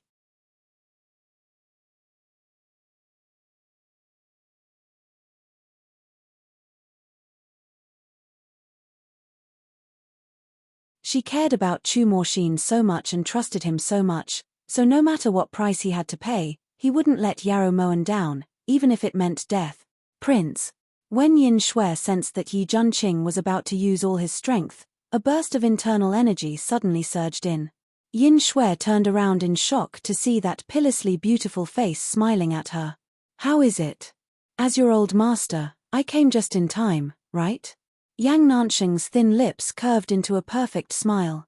However, Yin Shui really couldn't bring herself to praise him at this moment. "Would it kill you to come a bit earlier?" The words that Yin Shui was thinking were shouted out loud by Yi Juanqing. "Where's Yarrow Moen? I gave her 3 9 revivals pills. Is there not even one left?" In reality, Yang Nansheng had already rushed over. He had never traveled from Phoenix Feather Manor to Guan Osprey Palace in only 4 hours. If there was, this prince wouldn't need to risk his life here. Yi Juanqing only stopped after he forced all the poison out of Chu Moxin's body. "Prince, are you alright?" asked Yin Shui worriedly after Yi Juanqing helped Chu Moxin back onto the bed. "This prince is fine." After Yi Juanqing said this, he suddenly felt dizzy and fainted. Fortunately, Yin Shui was by his side, so he didn't fall over. "Yin Shui, take him back to his room first. I'll stay here." As he looked at Yi Juanqing's pale complexion, Yang Nansheng's beautiful peach blossom eyes became serious. Once Yin Shui left with Yi Juanqing, Yang Nansheng knocked lightly on the door. Huangfu Juanxiu immediately pushed the door open and entered. When he saw that red dress, he immediately closed the door. "Envoy Huangfu, what is the meaning of this?" "This one is still waiting to see austere prince's condition and report back to his majesty." Outside the door, An Bingshan questioned angrily. "Juanxiu is just thinking about austere prince's safety. I'll have to trouble Gong Gong to wait a bit longer." After Huangfu Juanxiu locked the door, he walked around Yang Nansheng and ran to the bed. Although Chu Moxin hadn't woken up yet, his cheeks had regained some color and his breathing was becoming even. Although forcing the poison out of his body can remove it, because the internal energy stayed in his body for too long, he'll only wake up after 3 days. During these 3 days, he might show symptoms of a fever. "This is all normal, so there's no need to worry," said Yang Nansheng. "Juanxiu won't thank Alliance Head." "If Alliance Head hadn't taken Yin Xiong away, nothing would have happened to little prince," said Huangfu Juanxiu coldly, but the tension in his heart suddenly loosened. "Nansheng didn't help out because he wanted your thanks. As for Yin Xiong, that'll depend on this Alliance Head's mood." Yang Nansheng snorted lightly, then turned and left. The jade rabbit rose from the east and the crescent moon hung on the branches like a bow.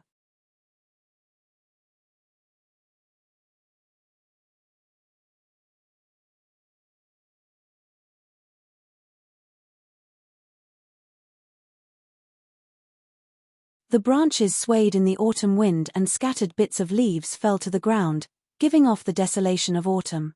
On the bed in the inner room of Guan Osprey Palace, Yarrow Moen seemed to hear the cries of a baby. Each cry made her heart clench. "Zhong-er! Give Zhong-er back to me." Tears rolled down from her trembling eyelashes. She shook her head repeatedly and stretched her hands out from under the quilt. She raised them with all her might, as if she was trying to catch something. "Don't." Yarrow Moen abruptly opened her eyes and her hands froze in midair.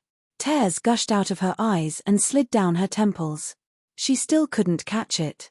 Yarrow Moen lowered her arms in disappointment. Her lips couldn't stop trembling as she let out intermittent whimpers like a small animal. That scene in the cold palace had appeared in her dreams countless times. Every time, she hoped that the result would be different, but every time, when Yi Hongyi threw Zhonga down, she couldn't catch him in time. She hated herself. Why couldn't she have been faster? If she had been just a bit faster, she would have been able to catch Zhonga, but what could she do? She was just a step too slow. Zhonga had stopped breathing right in front of her. Niang Niang. Outside the door, Tingyu hurriedly ran in when she heard the commotion. Yarrow Moen took a deep breath and suppressed the extreme sorrow in her eyes. Then she wiped away her tears as Tingyu lit the candle. You're tuning in to the Dreamy Chapters YouTube channel. We're so grateful for your support, and don't forget to subscribe to join us on this incredible journey through captivating stories. Your generosity through donations truly makes a world of difference, as it's the primary source of revenue that allows me to expand and enhance this channel for you. Thank you from the bottom of my heart for being a part of this adventure.